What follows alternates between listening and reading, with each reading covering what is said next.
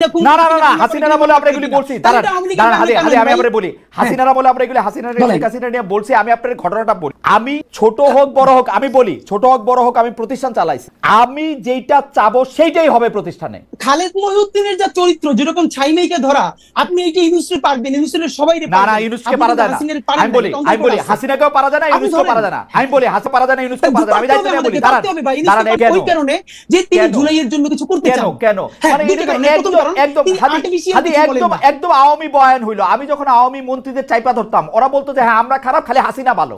আপনি জানেন আমি দায়িত্ব নিয়ে করছি। প্রধানমন্ত্রী কার্যালয়, সেই সময়কার প্রধানমন্ত্রী কার্যালয় খুশি হইতো মন্ত্রীদের বিরুদ্ধে দুর্নীতি রিপোর্ট হইলে। আর আমি একটু কামাল ভাই একটু এটাও দেখেন, আমার কিন্তু এখন ডক্টর ইউনুসকে মানে উনার এই 1 বছর যদি আমি বিশ্লেষণ করি, 8 মাস আমার কাছে মনে হয়েছে যে উনি একদিকে অ্যালাইন হয়েছিলেন, এই 4 মাস আমার মনে হচ্ছে যে উনি পুরোপুরি বিএনপির পকেটে ঢুকে গেছে। এইটাও আপনি একটু দেখেন, এটা আমার মনে হয়। তারপর থেকে আমার কোনো সম্পূরক প্রশ্ন করার উত্তর জায়গা ছিল না। দেয়ার ওয়াজ আ সংবাদ সম্মেলন ফর 30 আদার, ঠিক আছে। ডক্টর মোহাম্মদ ইউনূস এই সেপ্টেম্বরে আমার কথা শেষ করতে দেন।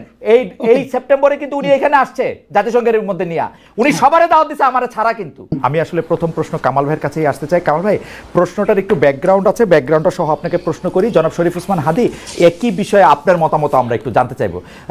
জনাব মাসুদ কামাল, আপনি জানেন যে আমরা গত পরশুদিন এই সরকারের একজন উপদেষ্টা জনাব আসিফ মাহমুদ সজীব ভুঁইয়ার একটা ইন্টারভিউ নিয়েছিলাম। সেই ইন্টারভিউতে আসিফ মাহমুদ সজীব ভুঁইয়া সরকারের ভিতরে ক্ষমতার কেন্দ্র অনেকগুলি যেরকম বলেছিলেন, আমার সরাসরি প্রশ্নের উত্তরে তিনি ডিজিএফআইয়ের কথা বলেছিলেন।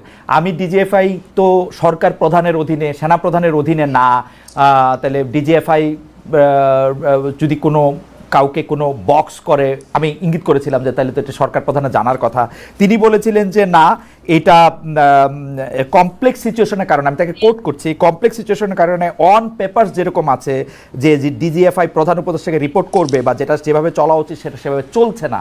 তিনি সেনাবাহিনীকে ইঙ্গিত করেছিলেন, তিনি রাজনৈতিক দলগুলিকে বলেছিলেন যে ক্যান্টনমেন্টে গিয়ে তাকে ম্যান্ডেট দিয়ে এসছেন বলে সরকারের ভিতরে অনেকগুলি সরকার তৈরি হয়েছে, ক্ষমতার মিলিটারি একটা ক্ষমতার কেন্দ্র তৈরি হয়েছে বলে এটা তিনি বলছিলেন, এবং এই সরকারকে একটা দুর্বল সরকার বলছিলেন। তারপরই আমরা দেখলাম শাম্মী হক, আওয়ামী লীগ নেত্রী শাম্মী হকের বাসায় চাঁদাবাজির ঘটনায় যে গ্রেফতারকৃত ব্যক্তি, তিনি আসিফ মাহমুদ সজীব ভুঁইয়ার নাম বলছেন। মানে আমি পুরো প্রেক্ষাপটটা এই কারণে বলতেছিলাম যে কামাল ভাই, আপনি তো সব কিছু খুব নিবিড়ভাবে পর্যবেক্ষণ করেন।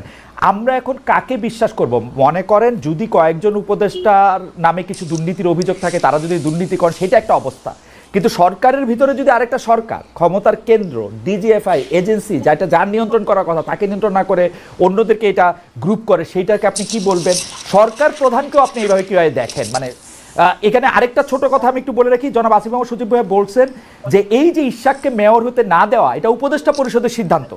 আসিফ নজরুল এই কথাটা আমার কাছে পুরোপুরি উল্টো কথা বলেছেন। তিনি বলেছেন যে হাসান আরিফ শাহাদাতের ক্ষেত্রে এটা দেখেন নাই, আসিফ মাহমুদ সজীব ভুঁইয়া দেখেছেন, কিন্তু আসিফ মাহমুদ সজীব ভুঁইয়া বলেছেন এটা উপদেষ্টা পরিষদের সিদ্ধান্ত।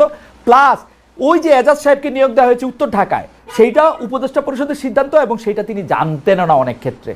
তো এই পুরোটা ক্ষেত্রে কি এটা মনে হচ্ছে যে ছাত্র প্রতিনিধি যারা আছেন বা সরকারের ভিতরে সরকার, ইউনূস সাহেব একটা বিভাজনের রাজনীতি করতেছেন এবং একটা মানে আমি কি বলবো আমি জানি না। সরি এত লম্বা প্রশ্ন করার জন্য, কিন্তু প্রেক্ষাপটটা একটু আপনাকে বললাম কামাল ভাই, আপনি এটা নিয়ে বললে আমরা একটু হাদির কাছেও এটা শুনবো। জি কামাল ভাই, আপনি প্রথম যে কথাটা বললেন, একটা কথা বললেন এখানে কি আমরা আসলে কাকে বিশ্বাস করব। আমি একজন সাংবাদিক হিসেবে আপনাকে বলবো, আমি আসলে কাউকে বিশ্বাস করব না, আমি সবাইকে সন্দেহ করব। একজন সাংবাদিক হিসেবে আমার কাজই হচ্ছে যারা ক্ষমতায় আছেন তাদেরকে সন্দেহ করা, এবং সেই সন্দেহটা মানে দূর করার দায়িত্ব তাদের। এবং সেই সন্দেহটা আমাদের এখানে ঠিকঠাক মতো করা হচ্ছে না বলেই তারা কিন্তু একটার পর একটা ভুল করে যাচ্ছেন। আসিফ মাহমুদ সজীব ভুঁইয়া যেটা বলেছেন, আমি মানে সব তো আমার একসঙ্গে মনে থাকবে না, আমি যেগুলো মনে আছে এগুলি বলি। উনি যেটা বলেছেন এজাজের এই নিয়োগটা উনি জানতেনই না। উনি তো চিঠি লিখেছেন আপনার কি বলে জনপ্রশাসন সচিবকে নিজে হাতে লিখেছেন, এই যে উনি জানেন উনি খুব একটা যোগ্য লোক, তো উনি আবার জানতেন না কিভাবে বলেন? উনি তো এটা ব্যক্তিগত প্যাডে চিঠি লিখেছেন, উনি নিজে সিগনেচার করেছেন। কারণ আমি একটু ছোট্ট করে বলি, আমি একটু ছোট করে বলি, আসিফ মাহমুদ আসিফ মাহমুদ সজীব ভুঁইয়া বুঝিয়েছেন যে উপদেষ্টা পরিষদ তাকে এই চিঠিটি তাকে লিখতে মানে এখন উনি ছোট মানুষ বা আমি ছোট বড় মানে বয়সের কারণে আমি বলতেছি না, সরি এটা আমার বলা উচিত হয় নাই। উনি যেহেতু সংশ্লিষ্ট মন্ত্রণালয়ের উপদেষ্টা পরিষদের সিদ্ধান্তটা তাকে বাস্তবায়ন করতে বলা হয়েছে, সেই জন্য উনি চিঠি দিয়ে এটা কাজটা করছেন, এটা আমি বুঝছি উনার কথায়। এটা কখন হয়? সাংবাদিক করছে এটা হয়? উপদেষ্টা পরিষদ কখনো একজন লোককে বলবে তুমি চিঠি লেখো? উপদেষ্টা পরিষদ মিটিং করে তারাই তো সিদ্ধান্ত দিয়ে দিবে। এটা কি হয় নাকি? আমরা তো ভাই কিছু কিছু জানি, কিছু কিছু তো বুঝি সিস্টেমটা। ওকে, তো ওনারা তো সিদ্ধান্ত দিয়ে দিবেন। এখানেও কিরকম হয়েছে যে উপদেষ্টা পরিষদ তাকে বলেছে ওকে শপথ দিতে দিও না, তাহলে ওখানে হাইকোর্ট যে রায়টা দিল ওই রায়টা কি ছিল? হাইকোর্ট কি বুঝে না কি করতে হবে? এবং ওনারা কি বুঝেন না হাইকোর্টের রায় তাদের মান্য করতে হবে? দেখেন এগুলো নিয়ে অনেক জল ঘোলা হয়েছে, অনেক পানি ঘোলা অনেকে করেছেন। ইশরাক সাহেব তার রাজনীতি করেছেন, বিএনপি তার রাজনীতি করেছেন, সবাই করেছেন। তো ওনাদের সমস্যাটা কি? শাহাদাত সাহেবের যে কারণে হয়েছে ঠিক একই কারণে ইশরাক সাহেবের হলো না কেন? একই তো কারণ, একই জিনিস, তো একই বিষয়, একই জিনিস। সমস্যাটা কোথায়? এই পুরো বিষয়টা হলো পলিটিক্যাল। তার মানে এই গভর্নমেন্টটা এই ঘটনাগুলি নিয়ে যেরকম আচরণ করেছে এটা হলো পলিটিক্যাল আচরণ করেছে। বিতর্কটা ওনারা ইনভাইট করেছেন, যে আমাদেরকে বিতর্ক ধরে না কেন? ওই ইনভাইটেশনের বিতর্ক তাদের কাছে আসছে। কথাগুলি সিম্পল। দেখেন ডিজিএফআই যে কথাটা বলা হয়েছে, ডিজিএফআই সেটা আপনি যে বলেছেন এটা তো আসলে সরকার প্রধানের হাতে। এখন সরকার প্রধান যদি মনে করে যে ডিজিএফআই আমার কথা শুনছে না, উনি ডিজিএফআই আগা 5 তলা চেঞ্জ করলেই পারেন, করেন না কেন? এইগুলি আসলে কিছু না। আমি বলি আপনাকে, ওনারা যেগুলি বলে না এ করতে যায় না ও করতে যায় না, আসলে এই গভর্নমেন্টকে আমি মনে করি একটা নন সিরিয়াস টাইপের গভর্নমেন্ট। এই গভর্নমেন্ট যখন ক্ষমতায় আসে গত বছর, এই গভর্নমেন্টের উপর তখন আপনি ধরুন 8 তারিখ তারা ক্ষমতায় আসলো, 8 তারিখে যদি আপনি দেশের মানুষকে জিজ্ঞাসা করতেন এই গভর্নমেন্টের উপর আপনার সাপোর্টটা কেমন আছে, আমার মনে হয় না যে আওয়ামী লীগের 2-1 পান্ডা ছাড়া আর কেউ বলতো যে এই গভর্নমেন্টকে আমি সাপোর্ট করি না। কেউ বলতো না। এত সমর্থন নিয়ে বাংলাদেশের ইতিহাসে আর কোনো গভর্নমেন্ট আসে নাই। এবং এখন পর্যন্ত আজকে 1 বছর হয়ে গেছে, এই 1 বছরে আপনি কোনো একটা পলিটিক্যাল পার্টিকে দেখতে পাবেন না যা নাকি অফিসিয়ালি এই গভর্নমেন্টের উপর অনাস্থা দিয়েছে, পাবেন না। মানে এত সাপোর্ট অন্য কোনো গভর্নমেন্ট পায় নাই বাংলাদেশে। সেরকম একটা গভর্নমেন্ট এত সাপোর্ট দেয়া করলোটা কি, করছেটা কি, এটা আপনি বলেন। তারা কি আগের গভর্নমেন্টের যে খুব ভালো চালাতে পারছে? কোন দিক দিয়ে পাচ্ছে? উত্তরের যে সিটি কর্পোরেশনের নিয়োগটা থাকে, আমি সিম্পল একটা কোশ্চেন করতে চাই, আমি একটা সাধারণ মানুষ, আমি একটা প্রশ্ন করতে চাই। এই যে এজাজ সাহেবের একটা সিটি কর্পোরেশন চালানোর মতো তার সিভিতে কি লিখতে পারবেন উনি যে আমার এই ধরনের অভিজ্ঞতা আছে? কিন্তু কাউলা এখানে আমাদের একটা এনজিও চালিয়েছেন পরিবেশ বিষয়ক এবং আরেকজন উপদেষ্টার কাজিন, এই তো তার যোগ্যতা। কিন্তু কামাল ভাই, আমি আপনাকে একটু এখানে প্রশ্ন করতে চাই, আমরা যারা সিটি কর্পোরেশনের মেয়র যাদেরকে দেখেছি তাদের কি যোগ্যতা কোথায় ছিল 2-4টা চুরি বাটপারি করা ছাড়া? শুনেন, সিটি কর্পোরেশন আমি ধরে নিচ্ছি হাইপোথেটিক্যালি তাদের কোনো যোগ্যতা ছিল না, আমি ধরে নিচ্ছি। সাহেব ধরেন অথবা আতিক সাহেব ধরেন, ধরে নিচ্ছি চোর বাটপার সব ঠিক আছে, কিন্তু তারপরেও তারা একটা সিস্টেমের মধ্যে দিয়ে আসছে। সিস্টেমটা কি? যে জনগণের ভোট নিয়ে আসছে অথবা ভোটের নামে নাটক করে আসছে, যাই হোক একটা সিস্টেমে তো আসছে। উনি আসছেন কিসের মাধ্যমে? এটা বুঝান না রে ভাই। উনি কিসের মাধ্যমে আসছে? উপদেষ্টা পরিষদ ঠিক করছে, সজীব ভাইয়ের চিঠির মাধ্যমে আসছে। ওকে, আসতে পারে, আমার কোনো সমস্যা নাই। আসিফ মাহমুদ সজীব ভাইয়ের চিঠির মাধ্যমে আসছে। তখন আমি আসিফ মাহমুদ সজীব ভাইকে জিজ্ঞাসা করবো যে এত লোক থাকতে আপনি ওনাকে নির্বাচন করলেন কোন যোগ্যতায়, কি দেখে? আপনার সঙ্গে তার খাতির আছে? সে আপনার দোস্ত লাগে? ব্যাপারটা কি বুঝান আমারে ভাই। আমি কি বুঝতে চাইতে পারবো না? না কিন্তু কামাল ভাই ব্যাখ্যা পাচ্ছেন না বন্ধু আপনি? কিন্তু কামাল ভাই, যদি এখন ডক্টর ইউনূস আসিফ মাহমুদ সজীব ভুঁইয়াকে বলেন যে আমরা উপদেষ্টা পরিষদের সিদ্ধান্ত নিছি, তুমি এজাজকে নিয়োগ দিবা, ও রেজওয়ানার ভাই, ওকে নিয়োগ দাও, ওকে একটা চিঠি দিয়ে নিয়োগ দাও, তো আসিফ মাহমুদ সজীব ভুঁইয়া কি করবে? সেক্ষেত্রে আমি ডক্টর ইউনূসকে বলি এই কথা আসিফ মাহমুদ সজীব বলুক। বলছে তো আমাকে কালকে অনুষ্ঠানে অন রেকর্ড বলছে। সে বলছে যে এটা বলে থাকে অন রেকর্ড বলছে, যদি আপনাকে অন রেকর্ড বলে থাকে তাহলে আমি অন রেকর্ড ডক্টর ইউনূসকে প্রশ্ন করতেছি, হ্যাঁ আপনি কেন তাকে নিয়োগ দিলেন আমাকে বুঝান ভাই, বুঝতে চাই। আপনি যে আমার দণ্ডমুণ্ডের কর্তা হিসেবে একজন লোককে বসাই দিলেন যার নামে হিজবুত তাহরীরের সঙ্গে সংশ্লিষ্টতার অভিযোগ উঠেছে, তাকে আমার কেন বসালেন, কোন যোগ্যতায় বসালেন? আমি আপনাকে প্রশ্ন করতে চাই। ডক্টর ইউনূস তো প্রশ্নের ঊর্ধ্বে না। অফকোর্স পৃথিবীর কেউ প্রশ্নের উঠছে না। আমি প্রশ্ন করতে চাই একজন নাগরিক হিসেবে, এই প্রশ্নের জবাব যদি না দিতে পারে তাহলে আমি ভাববো উনিও দুর্নীতি করছেন। আপনি কি কামাল ভাই, আমরা আবার আসবো আপনার কাছে, আপনি কি ওই ডিজিএফআইটা নিয়ে আর কোনো কিছু বলবেন? যে ষড়যন্ত্রের কথা আসলে নাসিরুদ্দিন পাটোয়ারি বলে মিটিংয়ে, আসিম মোহাম্মদ সজীব ভাই বলতেছে, নাহিদ সাহেবও বলছেন কিছুদিন আগে, এনসিপিও বলতেছে, এটা নিয়ে কি আরেক দুই লাইন বলবেন আপনি? যে মানে এইটাকে আপনি আসলে কিভাবে দেখেন, যে সত্যি সত্যি কি এই এজেন্সিগুলি কারো বিরুদ্ধে কেউ এরকম করতেছে কিনা? এজেন্সিগুলি করতেছে না এটা আমি বলবো কিসের বিবেচনা? আমার হাতে তো কোনো তথ্য প্রমাণ নাই। আবার করতেও পারে, আবার করতে নাও পারে। এবং যদি করতে থাকে তাহলে এখনই করলো না আগে করে নাই, তাও আমি বলবো না। সমস্যাটা কি হয়েছে আমি বলি, যদি কিছু করে অথবা না করে, যখন কোনো একটা বিষয় আমার বিরুদ্ধে যায়, যখন কোনো একটা বিষয় আমাকে বিব্রত করে, তখন আমি কিন্তু একটা ভিলেন খুঁজে বেড়াই। এটা হলো আমাদের দেশের সাধারণ মানুষের মানসিকতা, আমারও মানসিকতা। তাই তখন আমি করে কি, যদি আমি নিজে দোষী হই, আমি কিন্তু আমার দিকে তাকাই না। আমার দিকে তাকানো উচিত যে আসলে কি এই জন্য আমি দায়ী। আমরা করে কি আমার দিকে তাকাই না, আমি একটা ভিলেন খুঁজে বেড়াই। যখন কোনো ভিলেন না পাই তখন একজনকে এমন এক লোকের নাম বলি অথবা এমন একটা সংস্থার নাম বলি যাকে আমি ক্রস চেক করতে পারবো না। ওকে ওকে, এটা খুবই ইন্টারেস্টিং কথা বলছেন কামাল ভাই। আমি আপনাকে এই জায়গায় একটু আপনার কাছ থেকে একটু জনাব হাদির কাছে একটু যাই। জনাব হাদি, একই প্রশ্ন, আমি প্রশ্নটাকে এরকম করতে চাই, আপনি কি আসলেই মনে করেন কিনা সরকারের ভিতরে একটা সরকার আছে এবং কারো বিরুদ্ধে ষড়যন্ত্র হতেছে, সেটার জন্য এজেন্সিকে কাজে লাগা হইতেছে, এবং এইটার জন্য এটা আপনি সরকার প্রধানকে, মানে সরকার যারা চালাইতেছে তাদেরকে আপনি আসলে দায়ী করেন কিনা? আমি আসিম মোহাম্মদ সজীব ভুঁইয়ার অবস্থা দেখেই বলতে চাই, চাঁদাবাজির জন্য যে গ্রেপ্তার, যিনি রিমান্ডে ছিল, তার একটা ভিডিও ফাঁস হয়েছে, সেই জায়গা ধরেও যদি আপনি একটু বলেন। জনাব হাদি। আসসালামু আলাইকুম, ঠিকানার দর্শকদেরকে শুভেচ্ছা। দেখেন, প্রথমত হলো আমাদের আলোচনাটা ওই যে উত্তরের সিটি কর্পোরেশনের মেয়র বা ওইদিকে মোড় নিয়ে যাচ্ছিল। তো ব্যাপার হলো তাকে ডিফেন্ড করা বা কোনো কাজ আমাদের না। আমি শেষ থেকে একটু শুরু করি আপনার সাথে। যেমন ডিজিএফআই প্রশ্ন যেটা এসছে, এখন দেখেন এখানে একটা খুবই গুরুত্বপূর্ণ ব্যাপার হলো যে এজেন্সিগুলো রাষ্ট্রে অত্যন্ত গুরুত্বপূর্ণ পজিশনে থাকে, তাকে রাখতেও হয়, কিন্তু আমাদের জুলাইয়ের পরে যেটা কাজ ছিল যেগুলোকে প্রফেশনাল করে তোলা, আরো বেশি প্রফেশনাল করে তোলা। ফ্যাসিবাদ হাসিনা মিলে যেটা করেছিল, এই প্রফেশনাল প্রতিষ্ঠানগুলোকে শতভাগ আওয়ামী লীগের, সোজা কথা আপনি ধরেন নাজি বাহিনী তাদের যে ভিন্ন ভিন্ন এরকম সেগমেন্ট তৈরি করেছিল, এরকম এনএসআই, ডিজিএফআই রাষ্ট্রের সব থেকে গুরুত্বপূর্ণ অর্গানগুলোকে তাদের পার্টির পান্ডা বানিয়ে ফেলেছিল। তো এখন আমরা যেটা প্রত্যাশা করেছি যে তাদের ওই দীর্ঘ কালচার তারা পরিবর্তন করে, তারা প্রফেশনালি রিঅ্যাক্ট করবে। আমি আপনাকে শুধু একটার সাথে ধরাই দিতে চাই, ধরেন এই যে 5ই অগস্ট ঘোষণাপত্রের দিন এনসিপির কিছু লোকজন কক্সবাজার গেল। আচ্ছা, এনসিপির যে লোকজন কক্সবাজারে গেল, এটাকে সঠিক হলো না ভুল হলো, এটা পলিটিক্যাল অন্য পার্টিগুলো ক্যাশ করবে, বিএনপি ক্যাশ করবে, জামাত ইসলামী ক্যাশ করবে, বলবে এরকম ঐতিহাসিক দিনে তারা কেন গেছে, তারা এই সিগনিফিকেন্স কেন বোঝে না। এইটা হলো পলিটিক্স, এই পলিটিক্সটা চলবে। কিন্তু এই যে হাসনাতরা বা সার্জিসরা বা তাসনিম যারা কোন হোটেলে আছেন, কোন হোটেল থেকে কোন হোটেলে আবার যাচ্ছেন, সেই তথ্যগুলো দেয়া এবং সাংবাদিকদেরকে সেখানে জানানো, এইটা কি এজেন্সির কাজ?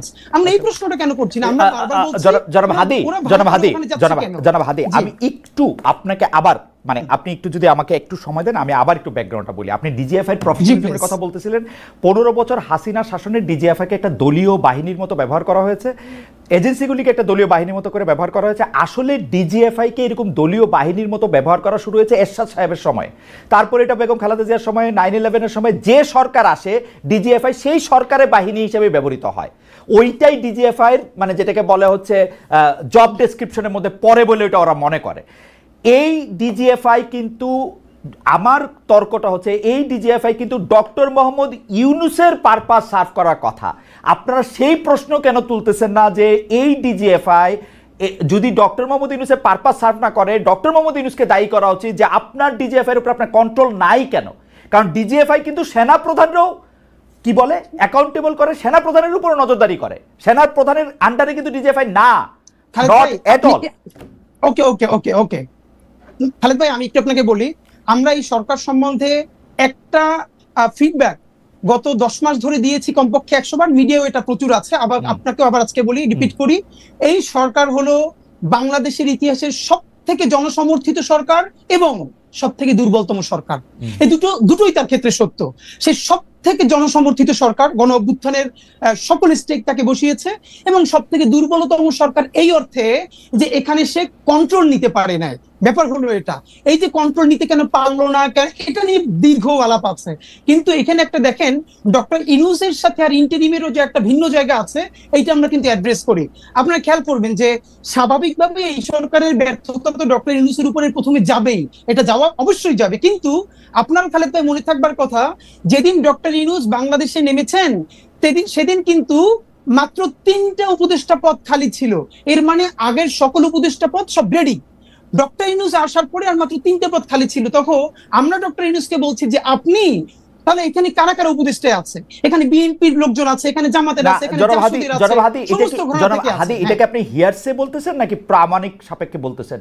কারণ আমরা জানি ডক্টর মোহাম্মদ ইউনূস হাসপাতালের বেডে শুয়েও উপদেষ্টা পদ চেঞ্জ করেছেন। মানে আমরা তো আর, আমি ডক্টর ইউনূসের সাথে উনি প্রধান উপদেষ্টা হওয়ার পরে আমার কোনো কথা হয় নাই, কিন্তু আগের কথা মানে আমি জানি যে আপনি যে বলতেছেন উপদেষ্টা পদে নিয়ে নেওয়া হয়েছিল, তো সেই 3 উপদেষ্টা পদে কি ডক্টর মোহাম্মদ ইউনূস ওই স্বাস্থ্য উপদেষ্টা, তারপরে এই যে এদের নিয়োগ দিচ্ছেন, এই যে এনজিও আরো 2জন যে এনজিও তাদের নিয়োগ দিচ্ছেন? না, হতে পারে, মানে হতে পারে, কিন্তু আমরা হলো যেটা বাকিদের কে নিয়োগ দিছে? এই সমস্ত গণ অভ্যুত্থানের শক্তি সবাই মিলে দিচ্ছে, কারণ পলিটিক্যাল পার্টি সবাই বসছে, বিএনপি বসছে, জামাত বসছে, এবি পার্টি বসছে, ছাত্ররা বসছে। কিন্তু আমাদের তর্কটা ওই জায়গা না। আমরা ভাই আপনারা যেটা মূলত বলতে চাই, দেখেন এই যে মাসুদ ভাই এখন পর্যন্ত যেটা বললো, মুশকিলটা হইলো, যেমন আপনি আমার সরাসরি আমার একটা পরিচয় আছে যে আমি এই জুলাই বিপ্লবের বলি অথবা জুলাই গণ অভ্যুত্থানের বলি, এটার একটা শরীক। আমরা সবাই মিলে হাসিনাকে তাড়াইতে বাধ্য করছি, এর মানে এগুলো ব্যাপারে আমাদের কোনো গ্লানি নাই। কিন্তু মাসুদ ভাইয়ের ক্ষেত্রে যেটা ব্যাপার, মাসুদ ভাই দেখেন, আপনি যখন কথা বলছিলেন, আপনাকে তখন মাসুদ ভাই প্রথমে বলেছে একটা যে লীগের পান্ডা ছাড়া আর কেউ এটাকে অস্বীকার করবেন, এর মানে লীগকে তিনি প্রথমবার পান্ডা বললেন। এটা শুনে তো দর্শকরা খুশি হবে। একটু পরে যে কাজটা মাসুদ ভাই করেছেন, ওইটাই হলো বাংলাদেশের জন্য সামনে। জনাব হাদি, আপনি কি মাসুদ ভাইয়ের কথা বিশ্লেষণ করবেন? তাহলে আপনি মাসুদ ভাইয়ের কথা বিশ্লেষণ করেন, আমি আপনাকে স্মরণ করাই দেই যে মাসুদ ভাই লীগকে পান্ডাই প্রথমবার বলতেছেন না, দর্শককে খুশি করার জন্য বলতেছেন না, এবং গত 15 বছর ধরে অন্তত পক্ষে 50,000 বার তিনি এইসব কথা বলেছেন। আচ্ছা ভাই, তাহলে আমি আপনাকে মনে করাই দিই, মাসুদ ভাই যদি গত 15 বছর ধরে এটা বলে থাকে, এর সাথে আরেকটা সত্য হলো, শাহবাগে যখন নিকৃষ্টতম মব হয়েছে বাংলাদেশের, এবং সেটাকে আমার দেশ যখন ভীষণভাবে ব্যানার হেডিং করে এক্সপোজ করছে যে শাহবাগে ফ্যাসিবাদের পদধ্বনি, তখন মাসুদ ভাইয়ের প্রোফাইলে এখনো আছে 10ই ফেব্রুয়ারি 2013 মাসুদ ভাই একটা স্ট্যাটাস দিছে আমার দেশের, সেইটার যে এইটার নাম যদি হয় সাংবাদিকতা তাহলে আমি লজ্জিত। এর মানে যেই শাহবাগ বাংলাদেশের বিচার ব্যবস্থা ধ্বংস করছে, রাষ্ট্র ধ্বংস করছে, পুরো সিস্টেমকে কোলাপস করছে, সেইটাকে যে পত্রিকা এক্সপোজ করার পরে পত্রিকার সম্পাদক জেল কাটছে, মাথা তার পুড়ে দিছে। কিন্তু আপনাকে আমি আরেকটু মানে একটা সেন্টিমেন্টাল জার্নি করাই। আমার দেশ পত্রিকা কিন্তু শাহবাগের এই আন্দোলনকে সমর্থন করেছে। আপনি 2013 সালের 6 ফেব্রুয়ারি, 7 ফেব্রুয়ারি, 8 ফেব্রুয়ারি পত্রিকা দেখেন। 9 ফেব্রুয়ারি বা 10 ফেব্রুয়ারি, আমার আপনার মতো এত শার্প ব্রেন না, কিন্তু 9 ফেব্রুয়ারি এসে তারা এটাকে প্রতিধ্বনি বলেছেন, ফেসিবাদের প্রতিধ্বনি হোক, যে প্রতিধ্বনি বলেছেন সেটা বলেছেন। এখন ঘটনা হইতেছে যে আমরা সাংবাদিকতা ছাত্র ভাই, আমরা কোনো একটা পত্রিকার রিপোর্টে যখন একটা অবজেক্টিভ জায়গা থেকে যখন একটা সাবজেক্টিভ জায়গা নেওয়া হয়, আমরা আমাদের প্রাইভেট ওয়ালে, মাসুদ ভাই জবাব মাসুদ ভাই দিবেন, মাসুদ ভাই আমার থেকে, মানে আমি মাসুদ ভাই একদল করি এরকম ব্যাপারটা না, কিন্তু আমরা যখন কোনো কিছু সাবজেক্টিভ, মানে এটা আমাদের ট্রেনিং ভাই, কোনো কিছু যখন অবজেক্টিভ জিনিসটা যখন সাবজেক্টিভ হইতে দেখি, আমরা এটাকে প্রতিবাদ জানাবই। এবং আমরা কিন্তু প্রথম আলোর মন্তব্য প্রতিবেদনেরও প্রতিবাদ জানাতে দেখছি যখন এটা অবজেক্টিভিটির জায়গা থেকে সেটা সাবজেক্টিভিটিতে গেছে। একই খালেদ ভাই, এই আলাপটা হলো পলিটিক্যাল কারেক্টনেসের জায়গা। মাসুদ ভাই তো শুধু সাংবাদিক না, মাসুদ ভাই মূলত যেটা করে এটা অ্যাক্টিভিজমই করে, এটা তো সমস্যা না। পৃথিবীর বহু বড় সাংবাদিকরা প্যারালালি সাংবাদিক এবং অ্যাক্টিভিস্ট, কোনো সমস্যা নাই। কিন্তু সমস্যা হলো মাসুদ ভাই যখন এই যে শাহবাগের প্রতিধ্বনি যখন আমার দেশ বলে, এইটা যদি সাংবাদিকতা হয় তাহলে মাসুদ ভাই যখন লজ্জা পায়, সেই মাসুদ ভাই এইমাত্র যেটা করলো, সেই লীগকে পান্ডা পইলে পরের লাইনে বলতেছে যে আগের সরকারের চেয়ে ভালো চালাতে পারছে, এই সরকারের হাজারটা সমস্যা আছে, আমরা বলবো এই সরকারের দায়ও বাংলাদেশের সকল জনগণের চেয়ে যা পারবে না। কিন্তু আপনি কি এটাকে কোনোভাবে গত ফ্যাসিবাদী আমলের সাথে তুলনা করতে পারবেন? কেন তুলনা করলে কি হবে? আমি বলবো হাসিনা ফেসিবাদী সরকার ছিল, কিন্তু এই সরকার ফেসিবাদী না, কিন্তু হাসিনার চেয়ে অর্থনৈতিক বা রাজনৈতিকভাবে ভালো চালাইছে কি খারাপ চালাইছে। আমি যদি দেখি হাদি, আপনি আমাকে বলেন, কালকে আসিফ মাহমুদ সজীব ভুঁইয়া আমার অনুষ্ঠানে এসে বলছে যে এই সরকারের ভিতরে সরকার তার বিরুদ্ধে ষড়যন্ত্র করতেছে, এটাকে আমি কি বলবো? ভালো বলবো? আমি বলবো ও আইসা বলছে যে ডিজিএফআই তার জায়গা থেকে ছবি তুইলা এজেন্সি করে বিদেশে পাঠাইতেছে, আমি এটাকে ভালো বলবো এই সরকারকে? যখন আমি জানি যে ডিজিএফআই হচ্ছে, যখন আমি জানি যে ডিজিএফআই হচ্ছে ডক্টর মোহাম্মদ ইউনূসের আন্ডারে। খালিদ ভাই, এই সরকারের সবথেকে বেশি সমালোচনা ইনকিলাব মঞ্চের চেয়ে বেশি কেউ করে নাই। শব্দ ধরে ধরে, বাক্য ধরে ধরে গত একটা বছর আপনি জাস্ট পত্রিকা দেখেন, আপনি মিডিয়া দেখেন, কিন্তু প্রবলেম হলো আপনি যখন ফ্রেমিংটা, আপনি যখন একটু আগে বললো না যে, এই যে ভাই একটু আগে বললো যে, আপনি যখন জিজ্ঞেস করলেন মাসুদ ভাইকে যে তাহলে এর আগের যে ওই যে বর্তমান উত্তরের মেয়র সে যোগ্য না, তাহলে আসলে যোগ্যতাটা কি? তখন ভাই বলল যে ধরে নিচ্ছি তারা চোর, মানে ধরেন খোকা ভাইয়ের কথা বলেছে, আদিক সাহেবের কথা বলেছে, এর মানে মাসুদ ভাই বলছেন ধরে নিচ্ছি চোর, এর মানে কি চোর ধরে নেওয়া লাগবে? তারা চোর না। আমি আপনাকে বলি, আপনি অনেক জনপ্রিয় মানুষ, প্রচুর লোক আমাদের এখানে আপনাকে দেখতেছে, কিন্তু আপনি কিন্তু মানে আমি জানি না, মানে আপনি খেয়াল করতেছেন কিনা, ধরে নেই চোরের পাশাপাশি উনি যেই কথার উপর স্ট্রেস দিচ্ছেন সেইটা হচ্ছে যে উনারা একটা সিস্টেমের মধ্যে আসছেন, ভোট বা ভোটের নামে প্রহসনের নামে, ভোটের নামে প্রহসনের নামে, আর উনি আসছেন আর এজাজ সাহেব আসছেন। কালকে আসিফ মাহমুদ সজীব ভাই বলছে যেটা সরকারের উপদেষ্টা পরিষদ সিদ্ধান্ত নিয়েছে আমাকে দিয়ে, মানে আমি এটা এক্সিকিউট করছি মাত্র। এখন খালিদ ভাই, এটা কি আপনার কাছে ভালো সিস্টেম লাগতেছে? হাদি, আমার কাছে ভালো উত্তর আছে, আমার কাছে ভীষণ ভালো উত্তর আছে, আমি দিব না। যদি আমি সরকারের স্পোকসপারসন হইতাম আজকে, আমি যদি শফিক ভাই হইতাম, অথবা আমি যদি এনসিপির মুখপাত্র হইতাম, তাইলে আমি উত্তরগুলো দিতাম। কিন্তু আমি যেহেতু ইনকিলাব মঞ্চের মুখপাত্র, এই সরকারের আমি তো হাজারটা ক্রিটিক করি, সুতরাং আমি তাকে ডিফেন্ড করব না। আমি শুধু বলে নিচ্ছি যে এই যে শব্দগুলো চয়নের জায়গা, যে ধীরে ধীরে যেরকম ন্যারেটিভ নির্মিত হয়, আমি শুধু এই জায়গাটা ফোকাস করব। আমার মনে হয় যে আমি হাদি সাহেবকে বুঝতে পেরেছি। আমি কামাল ভাই আপনার কাছ থেকে একটু জানতে চাই, এইটা কিন্তু সত্যি কথা, আপনি মাঝে মাঝে যেহেতু আপনি অনেক জনপ্রিয় মুখ, আপনার কথায় শব্দ চয়নে অনেক সময় মনে হয় যে আপনি আওয়ামী লীগকে এই সরকারের থেকে ভালো বলতেছেন, আওয়ামী লীগ আপনার দ্বারা বেনিফিটেড হতেছে, এটাও মনে হয়। এবং আপনি হাদিকে শুনেছেন, আমার কোনো প্রশ্ন এই পর্যায়ে নাই, আপনি যদি এটাকে একটু অ্যাড্রেস করেন। সরি, দেখেন আমি বলি আপনাকে, জি, আমি কিন্তু মানে এখানে হাদি যে কমপ্লেনগুলো আমার বিষয়ে তুলেছেন, আমি খুব খুশি হয়েছি এই কারণে, এই প্রশ্নগুলোর আমি আসলে জবাব দিতেই চাই, কিন্তু দেওয়ার সুযোগ পাই না। মনে করেন আমি যদি হুট করে বলি, বলবো যে ভাই তোমার তো জিজ্ঞাসা করে না, তুমি এটা বলো কেন? তো এটা কি ঝামেলা? তো প্রশ্নগুলি উত্তর দেওয়া আসলে দরকার। আমি একটা একটা করে বলি। প্রথমত বলি, শেষ থেকে বলি, যে এই সরকারের চেয়ে আওয়ামী লীগ সরকার ভালো, এটা আমি কখনো উচ্চারণ করিনি এবং ঘুণাক্ষরে চিন্তাও করি না। আমি চিন্তাও করি না, এটা আমার চিন্তার বাইরে। কারণ এই সরকার খারাপ কিছু করলে আমরা বলতে পারতেছি। আমি ডক্টর ইউনূসের কোনো একটা কাজ পছন্দ না হলে আমরা বলতে পারতেছি। হাসিনা সরকারের সময় আমরা সরাসরি বলতে পারতাম না, আমিও বলতে পারতাম না, আমি অনেক কিছু বলছি। আমি হাসিনা গভর্নমেন্টের বিরুদ্ধে, তার কর্মকাণ্ডের বিরুদ্ধে, বিভিন্ন কাজের বিরুদ্ধে অনেক কিছু বলছি, কিন্তু এখন যেভাবে সরাসরি বলি, এতটা সরাসরি বলতে পারতাম না। কারণ আমার কিন্তু কেউ থ্রেট দেয় নাই। আমি আবার বলি আপনাকে, আমার এই হাসিনা সরকারের আমলেও কেউ কখনো থ্রেট দেয় নাই, এই সরকারের আমলেও আমার কখনো কেউ থ্রেট দেয় নাই। আমি বলেন যে দেয় না, আমাকে বলে হাসিনা সরকার আমলে থ্রেট দেয় নাই, তার মানে তুমি তলে তলে আওয়ামী লীগ আসিলা, তাহলে তো এই সরকারের আমলেও তো আমার কেউ থ্রেট দেয় নাই, তাহলে আমি তলে তলে এর সঙ্গে আসি না। কামাল ভাই, আমি একটু যোগ করি, হাসিনা সরকার আমলে এটা ভয়াবহ ছিল, কারণ আমি যেহেতু এই বিজনেসে আসি, মানে সরি এই চাকরিতে আসি 28-29 বছর ধরে, আমি কিন্তু খেয়াল করি। কামাল ভাই আপনি দেখেন, এখন কিন্তু যে কোনো টেলিভিশন, যে কোনো আপনাকে ডাকতে দ্বিধা করে না, বরং আপনাকে চায়, আপনি সময় দিতে পারেন না, যদিও আপনি সরকারের প্রতি অনেক বেশি ক্রিটিক্যাল। কিন্তু যখনই আপনি আওয়ামী লীগ সরকারের প্রতি ক্রিটিক্যাল ছিলেন, আমরা বিদেশে বসে আপনাকে পাইতে হইতো, অন্য টেলিভিশন আপনাকে ডাকতে সাহস করতো না। এই একটা স্পষ্ট তফাৎ আছে, এই স্পষ্ট তফাৎ বুঝতাম না। জি, আমি ওটা আমি বুঝতাম না, কিন্তু আমি যেটা বুঝতাম, আমি বলি আমাকে 2-1 বার ডিজিএফআই থেকে কফি খাওয়ার দাওয়াত দিছে, রাইট, আগের আমলে, বাট আমি যাইনি। আমি বলছি আমার সময় নাই, তারা কিন্তু আমার সঙ্গে অভদ্র আচরণ করে না, ধমকায় নাই। এখন তাই বলে কি ওদেরকে আমি সমর্থন করি? নো, কোনো বিবেচনাতেই করি না। এবং আমি আবারও তো বললাম যে আমি এই সরকারের চেয়ে ওটাকে ভালো, বেটার, এটা মনে করার কথা আমি চিন্তাও করি না। কারণ ওই সরকারে এত এত সমস্ত লোক ছিলেন, খোদ সরকার প্রধান থেকে শুরু করে শেখ হাসিনা সম্পর্কে আমি যে সমস্ত কথাবার্তা বলেছি, হাদি হয়তো ভুলে গেছে, হয়তো অন্য কিছু নিয়ে ব্যস্ত ছিল, আমার মতো ক্ষুদ্র মানুষের কথা তার খেয়াল করার দরকার নাই।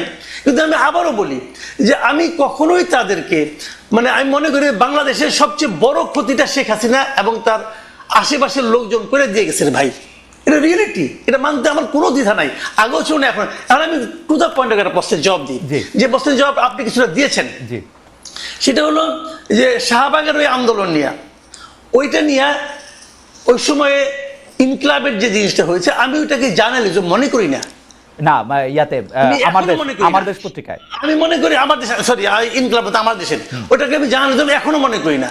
আমি মনে করি অ্যাক্টিভিজম এবং জার্নালিজম দুটো ডিফারেন্ট জিনিস, টোটালি পার্থক্য, মানে আলাদা জিনিস একটা। উনি যেটা করেছেন, মাহমুদুর রহমান সাহেব উনি আসলে সাংবাদিক না তো ভাই, এটা বলে লাভ নাই। আমার একটা প্রশ্ন আছে, কারণ ভাই আপনি আমার দেশের মাহমুদুর রহমান সাহেবের জার্নালিজমকে জার্নালিজম মনে করলেন না, কিন্তু 10 বছর ধরে আমাদের অন্যান্য পত্রপত্রিকা বা সাংবাদিকরা যা করছে তা কি জার্নালিজম ছিল? তারে কি আপনি এত কঠিনভাবে আক্রমণ করছেন, নাম ধরে বলছেন যে আমি একটা কথা বলি আপনাকে, কয়েকদিন আগে জনকণ্ঠ দখল হয়ে গেল, কয়েকদিন আগের কথা, দখল হয়ে গেল, আবার চলে আসলো, ওরা আবার আপোষ করে ফেরাইলো। জনকণ্ঠ যখন দখল হলো, আমি দখল হওয়াটাকে কিন্তু আমি সমালোচনা করেছি। আবার পাশাপাশি আমি এটাও বলেছি যে শামীমা খান কিভাবে জনকণ্ঠের সম্পাদক হয়েছেন এটা আমি বুঝতে পারি না, কারণ আমি জনকণ্ঠে সাংবাদিকতা করেছি টানা 12 বছর। কিন্তু কামাল ভাই, এবং শামীমা এখানে একদিনের জন্য ওখানে আসেন নাই, কিন্তু কামাল ভাই হাজবেন্ড মারা যাওয়ার পরে উনি সম্পাদক হন কিভাবে? কিন্তু কামাল ভাই, আমি বুঝি না, কামাল ভাই এটা বলতে পারবো না। কামাল ভাই, আতিকুল্লাহ খান মাসুদ কিভাবে সম্পাদক হয়েছে, জনকণ্ঠের সম্পাদক, সেই প্রশ্ন তো আপনি তুলেন নাই। মাহমুদুর রহমান সাহেবের যে যোগ্যতা আছে, ওটা আমি তুলছি, আতিকুল্লাহ খান মাসুদ তুলেছি, আমি বলি আপনাকে, ওটাও আমি তুলেছি, কেন তুলবো না? ওইটা আমি বলি, ওটা আমার একটা লেখা আছে ভাই। আমি রিপোর্টার্স ভয়েস যেটা আছে, সেই ডিআরইউ ম্যাগাজিন বের হয়, ওখানে আমি স্পষ্ট করে লিখেছি যে উনি কিভাবে সম্পাদক হলেন, মালিক হিসেবে সম্পাদক হলেন। সবাই তারা মানিয়ে নিছে, তখন আমি জুনিয়র রিপোর্টার, আমি মেনে নিছি, বলেছি আমি ওখানে, এটা কেন বলবো না? বাংলাদেশে তো সবাই, বাংলাদেশে তো সবাই মালিক সম্পাদক। আনার হোসেন মঞ্জু কিভাবে সম্পাদক হলেন ইত্তেফাকের? আচ্ছা, এখানে একটা কথা আছে, কথাটা হলো গেলাম বলি আপনাকে, শাহাবুদ্দিন সাহেবের আইনটা করার আগ পর্যন্ত তো সম্পাদক হইতে কোনো বাধা ছিল না, ওটা তারা আইনগতভাবে পারত। পরবর্তীতে আইনটা অন্যরকম কঠিন হয়েছে।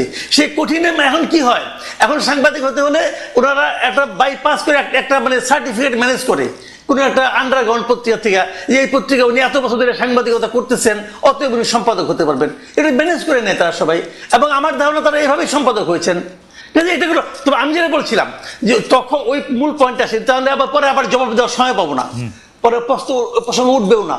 এটা হলো আমার দেশের ওই হেডলাইন, ওই নিউজটা আমি পড়েছি ভাই, ওইটাতে যেটা ছিল দ্যাট ওয়াজ নট জার্নালিজম, কথা পরিষ্কার।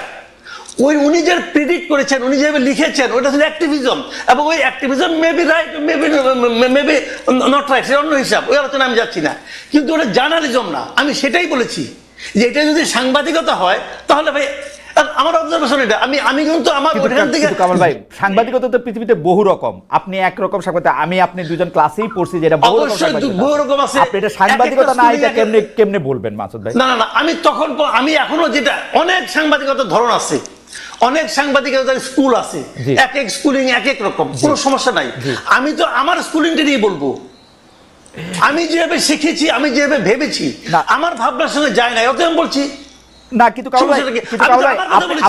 কামাল ভাই, আপনি যদি এই আপনার লিটমাস পেপারে ঘষেন, তাহলে আমেরিকার অর্ধেক টেলিভিশন বাদ পড়ে যাবে, অর্ধেক নিউজ পেপার বাদ পড়ে যাবে, লন্ডনের অর্ধেক নিউজ পেপার বাদ পড়ে যাবে, ভারতে তো টিকবেই অল্প কয়টা। আমি এমনকি আমি ভারতের সবচেয়ে জনপ্রিয় পত্রিকা যেটা বাংলায়, আনন্দবাজার, ওটাকে আমি সাংবাদিকতা মনে করি না। কারণ আমি মনে করি ওদিকে আমার নিজস্ব মতামত আমি কি আমার ফেসবুকে দিতে পারবো না? ওকে ওকে, আপনি কি আরেকটু বলবেন? আবার একটু হাদির কাছে যাইতাম। হাদির, আপনি কি আরেকটু বলবেন, বা নাকি আপনি এই এখন একটু জনাব হাদির কাছে যাই? জনাব হাদি, আপনি তো বলবেনই, কিন্তু আমি আপনার কথা একটু উদ্ধৃত করি। আমি আপনাকে অনেক লক্ষ্য করি, আপনার বক্তব্যের মধ্যে অনেক ডিরেক্টনেস থাকে। আমি আপনাকে একটু কোট করি হাদি। আপনি বলছেন যে যাদের হাতে যাদের অ্যান্ড্রয়েড ফোন কেনা সামর্থ্য ছিল না তাদের হাতে এখন আইফোন। এটা কাদের উদ্দেশ্যে দিয়েছেন? মানে এটা কি মানে এই বক্তব্যকে এনসিপির কারো গায়ে লাগতে পারে? মানে প্রায় একই সময় জনাব মাহফুজ আলমও একটা স্ট্যাটাস দিয়েছিলেন, পরে যেটা আবার তিনি কারেক্ট করেছেন যে কেউ যখন একা, মানে তিনি ইঙ্গিত করেছিলেন নতুন একটি রাজনৈতিক দল যদি দেখে যে এর মধ্যে অনেকেই দুর্নীতির সাথে জড়িত, একজন যদি না করে তাহলে এইটা কি আপনি একটু বলবেন? এই আর্থিক অভিযোগ, আন্দোলনের বিভিন্ন ধরনের সমন্বয়ক বা সদস্যদের বিরুদ্ধে অনেক আর্থিক অভিযোগ যে রয়েছে সেটা সম্পর্কে আপনার অবজারভেশনটাকে একটু আপনি বলবেন, যেহেতু ইনকিলাব মঞ্চ আমি বলছি ভাই, বলছি ইনকিলাব মঞ্চ প্রেসার গ্রুপ হিসেবে। জি হ্যাঁ, শিওর শিওর। এইটা আমি যেই প্রোগ্রামে বলেছিলাম যে যাদের হাতে অ্যান্ড্রয়েড ফোন মানে থাকতে কষ্ট হয়েছে, এখন আইফোন টি শার্ট দামি, এই মঞ্চে দুইজন উপদেষ্টাও ছিলেন, কিন্তু প্রোগ্রামটা ছিল মূলত ওসমানী স্মৃতি মিলনায়তনে প্রায় 1000-এর মতো বাংলাদেশের জুলাই আহত যোদ্ধা, যাদের একদম অনেকের চোখ নাই হাত নাই, দেখলেই বুঝে যায় সারা দেশ থেকে ওনারা এসেছিলেন। তো স্বাভাবিকভাবে এখানে অনেকে আমন্ত্রিত ছিলেন সব রাজনৈতিক দল থেকে, কিন্তু এখানে বক্তৃতার স্পিরিটটা ছিল যে বিএনপি বলি, জামাত ইসলামী বলি, অপরাপর অন্যান্য দল বলি, তাদের ব্যাপারে যে বিভিন্ন অভিযোগ, এই অভিযোগগুলো মানুষ মানে নতুন না বলেই মানুষ একটা গণ অভ্যুত্থানের মুখদেরকে পছন্দ করেছে। এখন ধরেন বাংলাদেশের সমস্যাটা হলো গণ অভ্যুত্থানের একমাত্র মুখ মনে করা হয় এনসিপি কে। না রে ভাই, এনসিপি ছাড়াও যারা এনসিপি তে যোগ দেয় নেয় এরকম আরো অনেকগুলো স্টেক হোল্ডার আছে যারা পলিটিক্স করতেছে না, সরাসরি পার্টিতে জয়েন করে না, কিন্তু গণ অভ্যুত্থানের বিশাল শক্তি। তো আমরা যেটা স্পষ্ট করে বলি যে যেই ছেলেটা যেই মেয়েটা আন্দোলনের প্রধান মুখ ছিল বা ছোট করেও ছিল, তাদের যদি ছোট নৈতিক পদস্খলন ঘটে এটা আমাদের রক্তক্ষরণ হয়। এর কারণ হলে মানে কি, আমরা এটা বলেছি বিএনপি চাঁদাবাজি করতে পারবে, জামাত করতে পারবে, বা অন্যান্যরা করলে সমস্যা নাই, তোমরা করলে সমস্যা না, এটা আমরা স্পেসিফিকলি শুধু এনসিপি কেও বলি নাই। আমরা বলেছি যে মুখগুলোর দিকে তাকিয়ে বাংলাদেশে, ভাই আমি এখন আপনার সাথে যেখানে শো করছি, এই সামনের রাস্তায় আমি 8-এর বাচ্চার জানাজা পড়েছি, এই জুলাইয়ের সময় 8-এর বাচ্চার জানাজা পড়েছি। তো বাবা মা ভাই বোন মিলে পরিবার নিয়ে যারা রাজপথে নেমেছে বুলেটের সামনে, এই মুখগুলোর জন্য, এই মুখগুলো যদি কোনোভাবে সামান্য নৈতিক পদস্খলন ঘটে মানুষের হৃদয়ে রক্তক্ষরণ হয়। সুতরাং আমার জুলাইয়ের আহত ভাইদেরকে অ্যাড্রেস করে বলেছি, ইনক্লুডিং মি, আমাকেও বলেছি যে আমরা কোনোভাবে করাপ্টেড হতে পারবো না, তাতে বিএনপি হোক, জামাত ইসলামী হোক, যে যা হোক, ইভেন যদি আপনি করাপ্টেড হতে পারবো না এটা তো একটা পায়াস উইশ, কিন্তু আপনি তো অলরেডি করাপশনের একটা এলিগেশন দিবেন। কারণ অ্যান্ড্রয়েড ফোনের দাম আমরা গড়ে ধরে নিতে পারি 20-25 হাজার টাকা, আইফোনের দাম হচ্ছে 2-2.5 লাখ টাকা, 1.5 লাখ টাকা এক এক হিসাবে। আপনি তো অলরেডি একটা এলিগেশন দিবেন যে আইফোনের মালিক হয়ে গেছে, এটা আপনি কাদের দিবেন? আচ্ছা, এইটা হলো আমি স্পষ্ট, প্রথমত হলো মিডিয়ার ক্ষেত্রে হলো খালেদ ভাইয়ের কাজ হইলো তিনি এইটার ভিন্ন ইনভেস্টিগেশন করবেন, কিন্তু আমি আমাদের কিছু ছোট ভাইদেরকে দেখি যে যারা নতুন বাইক চালায়, টি শার্টটা দামি, অথবা হাতে একটা, তো আমাকে অনেকে ফোন করে বলছে ভাই আইফোন কিনলেই তো সবাই নতুন কিনে না, পুরনো কেনা যায়, 30-40 হাজার টাকা পুরনো কেনা যায়। ভালো, আমি জানলাম, কিন্তু ফ্যাক্ট হলো মিডিয়ার কাজ হলো এইটা যে যারা কেউ গণ অভ্যুত্থানের স্পিরিটকে বিক্রি করে দিয়ে যদি কেউ এই আর্থিকভাবে লাভবান হয় তাদের বিরুদ্ধে মিডিয়া ধরবে, বাংলাদেশের মানুষের জনগণ ধরবে, আমরা যেরকম ধরতেছি, এই স্পিরিটটাই তো আমরা চাই। কিন্তু ভাই আমি আপনারা একটু রেসপন্স করতে চাই, ভাই যেখানে কয়েকটা কথা বললেন এইটা আমি পরে ভুলে যাব। এক নম্বরে হলো ভাই যেটা বললেন যে মাহমুদুর রহমান সাংবাদিক না, আমি খালেদ ভাইয়ের কাছে বিনীতভাবে জানতে চাই, মাসুদ কামাল ভাইয়ের কাছে জানতে চাই, বাংলাদেশের যে সাংবাদিকতার নীতি নৈতিকতা আছে বা নীতিমালা নিশ্চয়ই আছে, পিআইবি আছে, প্রেস ক্লাব আছে, আর অন্যান্য যে মিডিয়া আছে মানে প্রতিষ্ঠান আছে, এইখানে এক্স্যাক্টলি এই সাংবাদিক হয়ে ওঠার যে নিয়ম, এইখানে কি কি নীতিমালা আছে, যে নীতিমালা মাহমুদুর রহমান ভায়োলেট করে আমার দেশের সম্পাদক হয়েছেন। নাম্বার 2, মাহমুদুর রহমান আমার দেশের সম্পাদক হওয়ার বহুদিন আগে থেকে বিবিসি বাংলার সাবেক বড় সাংবাদিক এবং বাংলাদেশের প্রথিতযশা সাংবাদিক আতাউস সামাদের মতো মানুষ, যিনি আমার দেশের দীর্ঘদিন উপদেষ্টা সম্পাদক ছিলেন, তার পাশে বসে বসে কাজ শিখেছেন। নাম্বার 3, আমার দেশ তিনি কোনোদিন দখল করেন নাই, তাকে সবাই মিলে আমার দেশ দিয়েছে যে প্লিজ আপনি চালান, পত্রিকাটা বন্ধ হয়ে গেছে। নাম্বার 4, খালেদ ভাই আপনাকে একটা বলা দরকার, মাসুদ ভাই যেটা বলেছেন যে এই কথাটা মিলে গেছে আওয়ামী লীগের অ্যাপিলেট ডিভিশনের বিচারপতিদের মতো। কিরকম? শফিক রেহমান বর্তমান যে অ্যাপিলেট ডিভিশন আগে ছিল তাদের বিরুদ্ধে একদম স্পষ্ট একটা অভিযোগে কলাম লিখেছিলেন, আমার দেশ চেপেছিল। শফিক রেহমান এবং মাহমুদুর রহমানকে হাইকোর্ট নিয়ে ঘন্টার পর ঘন্টা দাঁড়িয়ে রেখেছে, বলেছে ট্রুথ ইজ নো ডিফেন্স। সেইটার পরে আমার দেশকে সম্পাদককে বলতেছে বাই চান্স এডিটর। এর মানে অ্যাপিলেট ডিভিশনের যে আওয়ামী লেসপেন্সাররা ছিল তারা মাহমুদুর রহমানকে আচ্ছা জনাব হাদি আপনি জনাব হাদি আমরা আসলে অনেকগুলি বিষয় নিয়ে আলোচনা করব, আপনি এই বিষয়টা নিয়ে স্পেসিফিক কথা বলেছেন, মাসুদ কামাল ভাই এটা একটু বলুক, এটা একটু বলি, আর আপনি যে এটা কথা বলতেছেন যে ট্রুথ ইজ একটা কথা আমি একটু ভাইকে শাহবাগে বলতে চাই প্লিজ, একটা কথা, একটা সেটা হচ্ছে, আরেকটা ব্যাপার হলো হ্যাঁ ভাইয়ের যে এথিক্স মাসুদ কামাল ভাইয়ের মনে হইলো যে ওইটা অ্যাক্টিভিজম হয়েছে, সাংবাদিকতা হয় নাই। তো আমার পরবর্তীতে কথা হলো এরপর যে শাহবাগে রাষ্ট্রদ্রোহিত হইলো, দিনের পরে দিন তারা পতাকা উড়াইতেছে, সরকারি অফিস বন্ধ রাখতেছে, নিকৃষ্টতম মব করতেছে, ঠিক মাসুদ কামাল ভাইয়ের টাইমলাইনে পুরো শাহবাগের মব সন্ত্রাসের সময় কয়দিন তিনি সেইটার সমালোচনা করছেন? মাত্র 50 জন লোক ছিল, আমি সামনে সাক্ষী, সেইটার 500 লোক কইরা পত্রিকা দেখাইছে। তো সেইটা কি সমালোচনা করছে? কামাল ভাই এটা আপনি একটু যদি অ্যাড্রেস করেন, একটু সংক্ষেপে যদি আপনি অ্যাড্রেস করেন। দুইটা প্রশ্ন, এক হচ্ছে মাহমুদুর রহমান সাহেব কোন নীতিমালা ভঙ্গ করেছেন সেটা একটা সম্পাদক হতে গিয়ে যে আপনি সাংবাদিক মনে করছেন, আর দুই হচ্ছে যে আপনি শাহবাগ যেটা মব সন্ত্রাস বলছেন সেইটার ক্ষেত্রে আপনি কি বলেছেন? মানে বিষয়টা হলো কি, উনি একজন সিনিয়র মানুষ, উনি আগে সরকারের আমলে মানে বিএনপি গভর্নমেন্টের আমলে উপদেষ্টাও ছিলেন, কিন্তু জ্বালানি বিষয়ে উপদেষ্টা ছিলেন। হ্যাঁ, আমি তখন আমার দেশে ছিলাম, আমি তো আমার দেশে চাকরি করছি ভাই, আমার দেশের শুরুটা তো হয়েছে আমাদের হাত দিয়ে, যারা আমার দেশ শুরু করেছে তাদের মধ্যে আমি একজন। আমার দেশে আমি 3 বছরের উপরে চাকরি করেছি। আমি চলে যাওয়ার পর এখানে জামাতের কিছু মালিকানা ঢুকলো এবং তারপর আমার দেশে মাহমুদুর রহমান সাহেব আসতেন।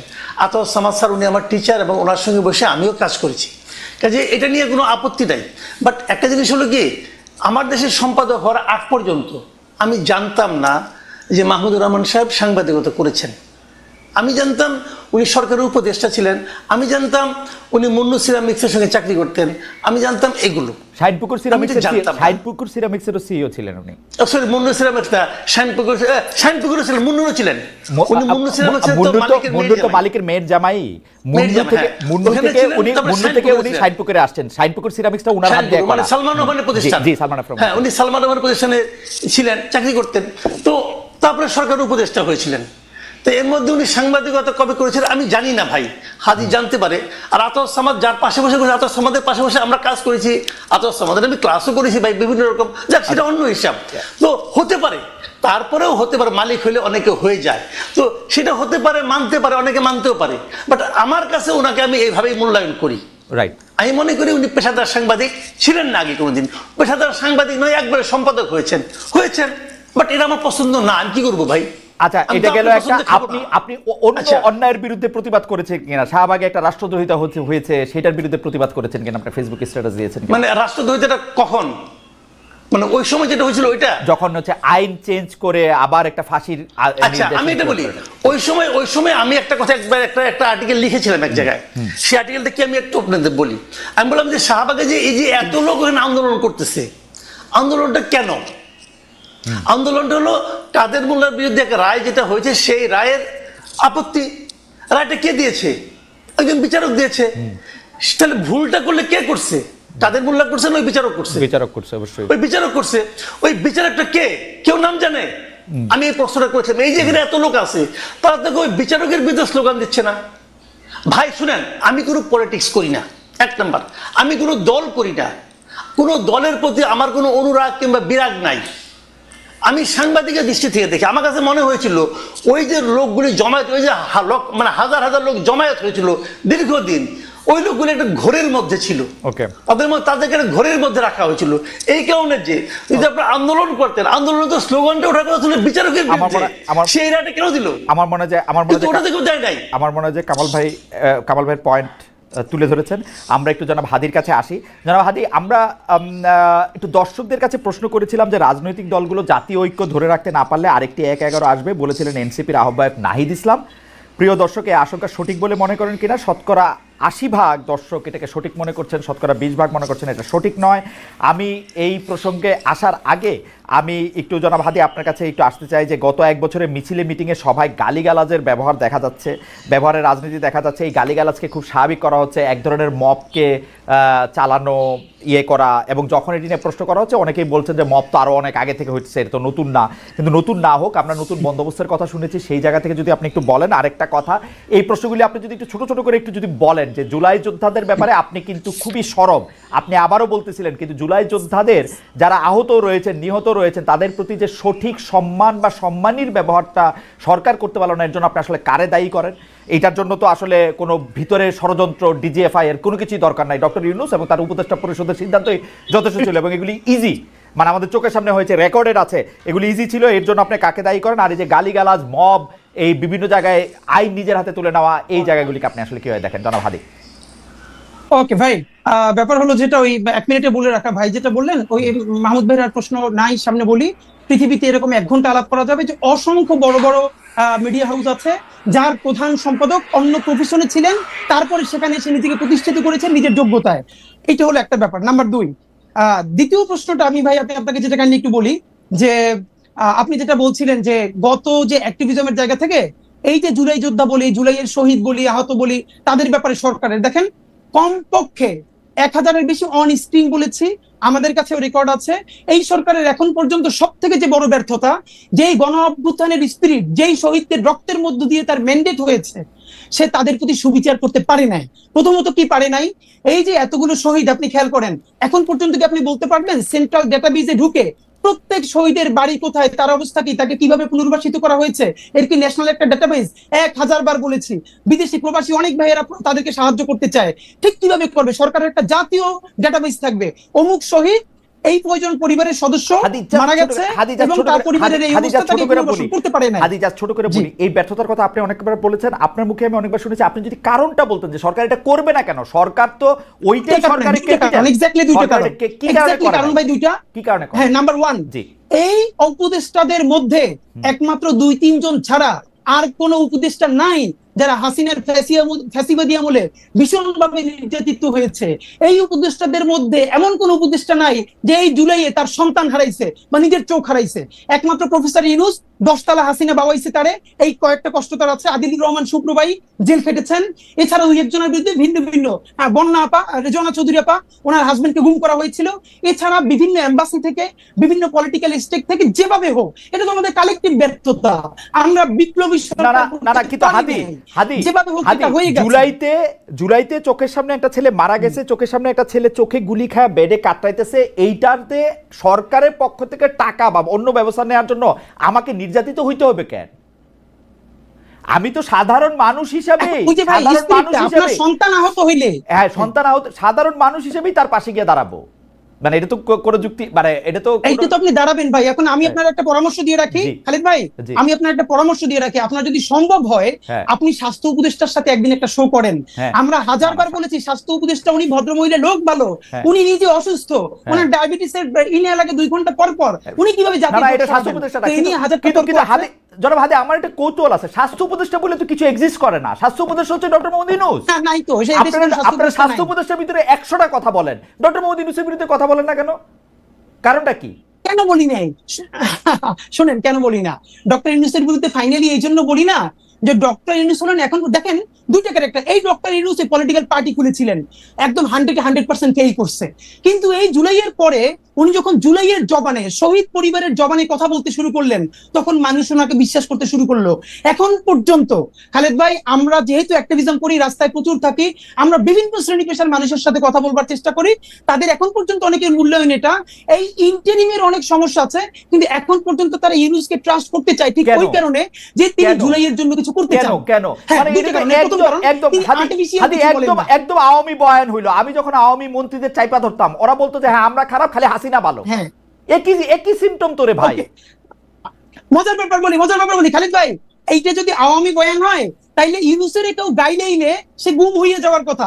আপনি আর মাসুদ ভাই মিলা একটা মাইক নিয়ে এখন ডক্টর ইউনূস এখানে গাইলেন, দেখেন আপনারা কেউ গুম করে কিনা। না, হাসিনারা বলে আমরা এগুলি বলছি। আমি আপনারে বলি, হাসিনারা বলে আমরা এগুলি হাসিনা নিয়ে বলছি। আমি আপনার ঘটনাটা বলি। আমি ছোট হোক বড় হোক, আমি বলি ছোট হোক বড় হোক, আমি প্রতিষ্ঠান চালাইছি। আমি যেটা চাবো সেইটাই হবে প্রতিষ্ঠানে। ডক্টর মোহাম্মদ ইউনূস যদি চাইতো জুলাই যোদ্ধারা সবার আগে হচ্ছে সবকিছু জুলাই যোদ্ধাদের ঠিক হবে, ওইটাই হইতো। খালিদ ভাই, এইটা আপনি কোন প্রতিষ্ঠানের কথা বলছেন জানেন? যে প্রতিষ্ঠানটা ফাংশনাল, 17 বছর বয়সে যেই দেশটা ভাঙা হইছে, সেইটা সারতে তো মিনিমাম আপনার কতদিন লাগবে? তো এইখানে কোন প্রতিষ্ঠান এখন আমাদের সমস্যাটা কি জানেন? আমাদের সমস্যা হলো আমরা এই ভোকালে কথা বললে মানুষ মনে করবে আমরা সরকারের পক্ষেই কথা বলতেছি, কিন্তু বলতেছেন তো হাদি সরকারের পক্ষে না। আপনারা কেন জানি খালি ডক্টর মোহাম্মদ ইউনূস একদম হাসিনা সিম্পটম, খালি হাসিনা ভালো সবাই খারাপ।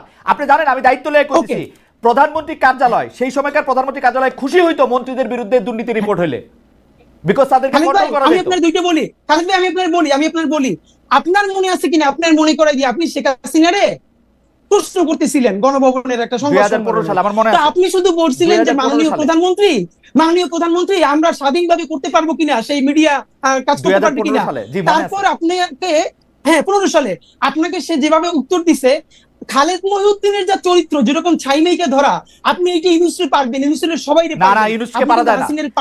আমি বলি হাসিনাকেও পারা যায় না, ইউনুসকেও পারা যায় না। আমি বলি হাসিনাকেও পারা যায় না, ইউনুসকেও পারা যায় না। আমি দায়িত্ব নিয়ে বলি, দাঁড়ান এই প্রশ্নটা আমি বলি প্রধানমন্ত্রী সংবাদ সম্মেলনে ওই প্রশ্ন আমি ওইবারই প্রথমবার করি নাই, টিভি অনেকবার গেছে, তারও আগে আমি করছি।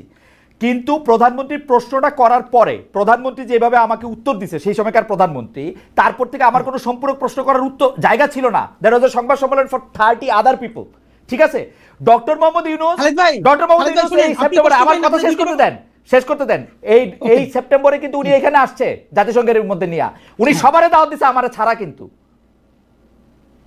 তাই মজার ব্যাপার বলি, এইটা আপনার অবশ্যই পাবলিক, এই যে আজকে আপনি বললেন আমরা জানলাম, আমাদেরকে সরকারের তরফ থেকে এক জায়গা থেকে আমরা প্রশ্ন করছি খালেদ মহিউদ্দিনের মতো ক্যারেক্টার কেন বাংলাদেশে জুলাই গণ অভ্যুত্থানের পরে তাকে কাজে লাগানো হইলো না। আমাদেরকে বলা হয়েছে খালেদ মহিউদ্দিন ভাইকে 2 বার সরকার থেকে, একবার বিটিভির দায়িত্ব নিয়ে আরো একটা বড় পদে বলছে, প্লিজ আপনি এই রাষ্ট্রকে গড়ে তুলতে সাহায্য করেন। খালেদ মহিউদ্দিন ভাই রেসপন্স করেন নাই। আমাদের সেক্রেটারিয়াল জব করব না রে ভাই হাদি, আমি কোন সেক্রেটারিয়াল জব মিনিস্ট্রিয়াল জব করব না। তো আমি বাংলাদেশে সেক্রেটারিয়াল জব কোন মিনিস্ট্রিয়াল জব করব না। আমি বিটিভির দায়িত্ব নিতে আমাকে অফার করা হয়েছিল, আমি বলি বিটিভির দায়িত্ব নিতে আমাকে অফার করা হয়েছিল, আমি শর্ত দিছিলাম বিটিভির প্রোভাইসও ঠিক করেন, আমি তথ্য উপদেষ্টা বা তথ্যমন্ত্রীকে আমি এটা রিপোর্ট করব না।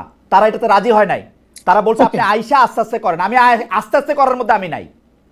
ফাইন, এটা আমরা জানলাম। কিন্তু খালেদ ভাই আপনার মানে আমরা ওই ভালোবাসার জায়গা থেকে বলি, আমরা তো প্রত্যাশা করছিলাম যে আপনি জার্মান থেকে যেরকম ইউএসএ গেলেন, আপনি জার্মান থেকে এই জুলাইয়ের পরে একবার কিন্তু বাংলাদেশ আপনার খালেদ ভাই দেখি নাই। আপনি আসলে হয়তো কি জানেন, আপনি অনেক মেকানিজমের সাথে কথা বললে, শহীদ পরিবারগুলোর সাথে কথা বললে, তাহলে আপনি আরো যেটা ফিল করতেন।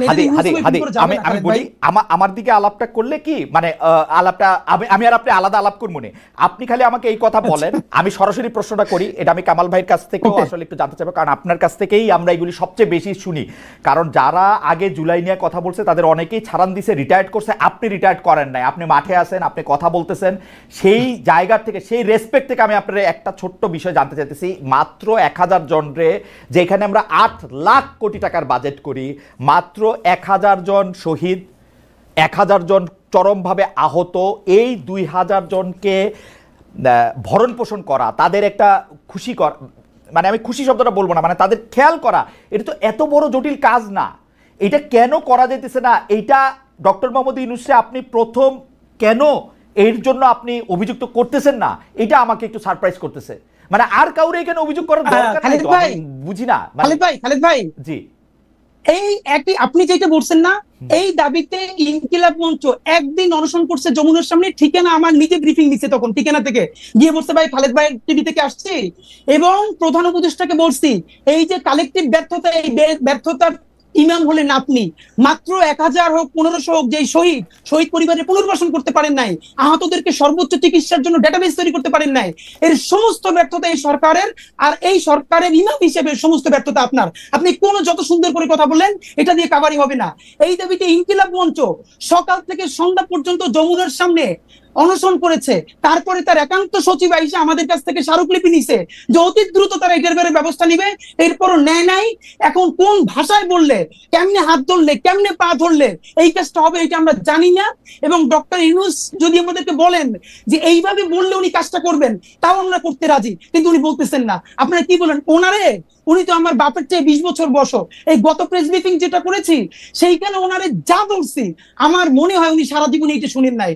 এরপর আমরা কি চাই, ওনাকে দিয়ে অন্তত ন্যূনতম সেই কেসটা হোক যেটা পলিটিক্যাল পার্টি চাইতেছে না। ওনার এই জন্য এক হাত ধরে রেখে আর এক হাত ধরে গাই ভাই যে ন্যূনতম সংস্কারটা ওনার মাধ্যমে হোক, ওনার আন্তর্জাতিক এই স্বীকৃতির মধ্যে দিয়া, আর তো কিছু না ভাই। উনি তো আমার দাদা খালু ফুফা না। ইনকিলাব মঞ্চ আজ পর্যন্ত এই সরকারের কোনো একটা পয়সা তো দূরের কথা, প্রোগ্রামে পর্যন্ত উপস্থিত হয় না। এই যে ঘোষণাপত্রের প্রোগ্রাম গেছে, ইনকিলাব মঞ্চের মুখপাত্র হিসেবে আমি ভিতরে দাওয়াত পাইছি, অনার, কিন্তু ভিতরে যাই নাই। আমি আমার ভাই বোনদেরকে নিয়ে রাস্তায় ভিজে ভিজে দাঁড়াই দাঁড়াই শুনছি, ভিতরে যাওয়াটা প্রয়োজন মনে করি নাই। কিন্তু ওনাকে চূড়ান্ত ভাবে শেষ পর্যন্ত কি ধরে রাখতে চাই কেন? এই জুলাইয়ের মধ্য দিয়ে কিছু সংস্কার হোক। কিন্তু আমার এই বিষয় কোনোদিন যাবে না, মানে এটা তো আপনাদের প্রাথমিক দাবি ছিল, প্রথম থেকে দাবি ছিল, এইটাও উনি কেন করতে পারলেন না? এটা কি উনার অনভিজ্ঞতা না, এটা ওনার কি, আমি এটা ঠিক আসলে বুঝি না। আমি কামাল ভাইয়ের কাছ থেকে আবার একটু জানতে চাই যে কামাল ভাই, আপনার কাছে কি মনে হয় যেগুলি জিনিস আসলে উনার সবার আগে করার কথা, এগুলি তিনি কেন করেন নাই? কেন এই বিষয়গুলিকে জিয়ে রাখছেন? উনি 10টা কমিটি করতে পারছেন, কি করছেন না করছেন, এগুলি কেন করেন না? আর নির্বাচনটা নিয়ে আমি একটু প্রশ্নের মধ্যে আসতে চাই। অনেকগুলি বিষয় মানে কি বলবো, যে নির্বাচন নিয়ে এনসিপি সরাসরি বলতেছেন, এনসিপি নাসিরউদ্দিন পাটোয়ারি এটা বলছেন যে ফেব্রুয়ারি নির্বাচন ঠেকিয়ে দেওয়া হবে, নাহিদ ইসলাম 1-11 ভয় দেখেছেন। আপনি কি দেখছেন? এই প্রশ্নটা আমি জনাব হাদির কাছেও করতে চাই, একজন দর্শকের কাছে, দর্শকের মতামত আমি একটু পড়তে চাই। আমি সাধারণত যেই দর্শকরা যে মতামতগুলি আমার পছন্দ হয় সেগুলো আমি পড়ি। ওনার নাম আরিফুল ইসলাম অফিসিয়াল। উনি বলছেন, খালেদ সাহেব, আপনার সাংবাদিকতার সাহসের উৎস কে ছিল তা জুলকারনাইন সায়ের তা পূর্বের এপিসোডে বলে দিয়েছিলেন। মানে উনি বোধহয় সালমান এফ রহমানের কথা বলতেছেন, সেটা নিয়ে আমি জুলকারনাইন সায়ের সাথেও কথা বলছি। হাওয়েভার আমি একটু দর্শকদের একটু বলে দিতে চাই, সালমান এফ রহমান যখন প্রথমবারের মতো এমপি হয়েছেন এরপর থেকে আমি ইন্ডিপেন্ডেন্ট টেলিভিশনে কাজ করি নাই, ফর ইউর ইনফো। যাই হোক, হাওয়েভার আমি একটু কামাল ভাইয়ের কাছে যেতে চাই। কামাল ভাই, এইটারে আপনি আসলে কীভাবে দেখেন? নির্বাচন কেমনে ঠেকানো, নির্বাচন আসলে হবে কিনা? আর আমি একটু কামাল ভাই একটু এটাও দেখেন, আমার কিন্তু এখন ডক্টর ইউনূসকে, মানে উনার এই 1 বছর যদি আমি বিশ্লেষণ করি, 8 মাস আমার কাছে মনে হয়েছে যে উনি একদিকে অ্যালাইন হয়েছিলেন, এই 4 মাস আমার মনে হচ্ছে যে উনি পুরোপুরি বিএনপির পকেটে ঢুকে গেছে। এইটাও আপনি একটু দেখেন, এটা আমার মনে হয়। আমি আমার মতো করে আমি একটু ছোট করেই বলি, আমরা সময় খুব কম। জি, আমরা সময় একটু বাড়াই দেব, শুধু আপনি বলেন। জি কামাল ভাই। আচ্ছা, এই যে ডক্টর ইউনূসের যে কথাগুলো হাদিও বললেন, যে এই যে তালিকা করা, মৃতদের তালিকা করা, যারা শহীদ হয়েছে তাদের তালিকা করা, আহতদের তালিকা করা, তাদের দায়িত্ব নয়, এই বিষয়গুলো করা যে কোনো সরকারের পক্ষে 2 মাসের কাজ ভাই, জাস্ট 2 মাসের কাজ। কারণ সরকারের তো হাত সব জায়গায় আছে, সরকারের সংস্থা একদম গ্রাম পর্যায়ে পর্যন্ত আমাদের দেশে আছে। এটা সংগ্রহ করা, চেক করা, রিচেক করা, এটা কোনো ব্যাপার না। তাহলে তো ওনারা করলেন না কেন? করলেন না দুটো কারণে আমি বলি আপনাকে। প্রথম কারণ হলো, আমি শুরুর থেকেই বলছি, এটা একটা নন সিরিয়াস টাইপের গভর্নমেন্ট। একটা সরকারের যে দায়িত্বটা থাকে, যখন একটা পলিটিক্যাল গভর্নমেন্ট থাকে না, তাদের জনগণের কাছে অনেকগুলো কমিটমেন্ট থাকে, এদের কোনো কমিটমেন্ট নাই। এটা 1 নম্বর। যদি কোনো বিপ্লবী সরকার হয়, তারও একটা কিন্তু কমিটমেন্ট থাকে, এটা তার বিবেকের কাছে একটা কমিটমেন্ট থাকে যে আমাকে এই লোকগুলো নিজের জীবন দেয়া আমাকে এখানে বসাইছে, অতএব এই কাজগুলো আমার করার দায়িত্ব। এই ধরনের কোনো কমিটমেন্ট এদের নাই। আমি হাদিকে বলি, যেমন হাদির কথা বলি, হাদি তো রাজপথের অকুতোভয় সৈনিক ছিলেন। তখন মনে করেন হাদি তখন আন্দোলন করতেছে, আপনি হাদিকে যায় নিয়ে 3 তারিখে যে বলেন, হাদি আন্দোলন ঠিকঠাক মতো করো, যদি তুমি জিততে পারো তাহলে কিন্তু আমি নূরজাহান বেগমকে স্বাস্থ্য উপদেষ্টা বানাবো। হাদি কি করতো ভাই? হাদি করতো, হাদির রিয়াকশনটা কি হইতো আপনি বলেন? তো এখন এই তো হয়েছে, ও আন্দোলনে বিজয়ী হয়েছে, নূরজাহান বেগমকে উপদেষ্টা বানাইছেন। কে বানাইছে? ডক্টর ইউনূস বানাইছে। কেন বানাইছে?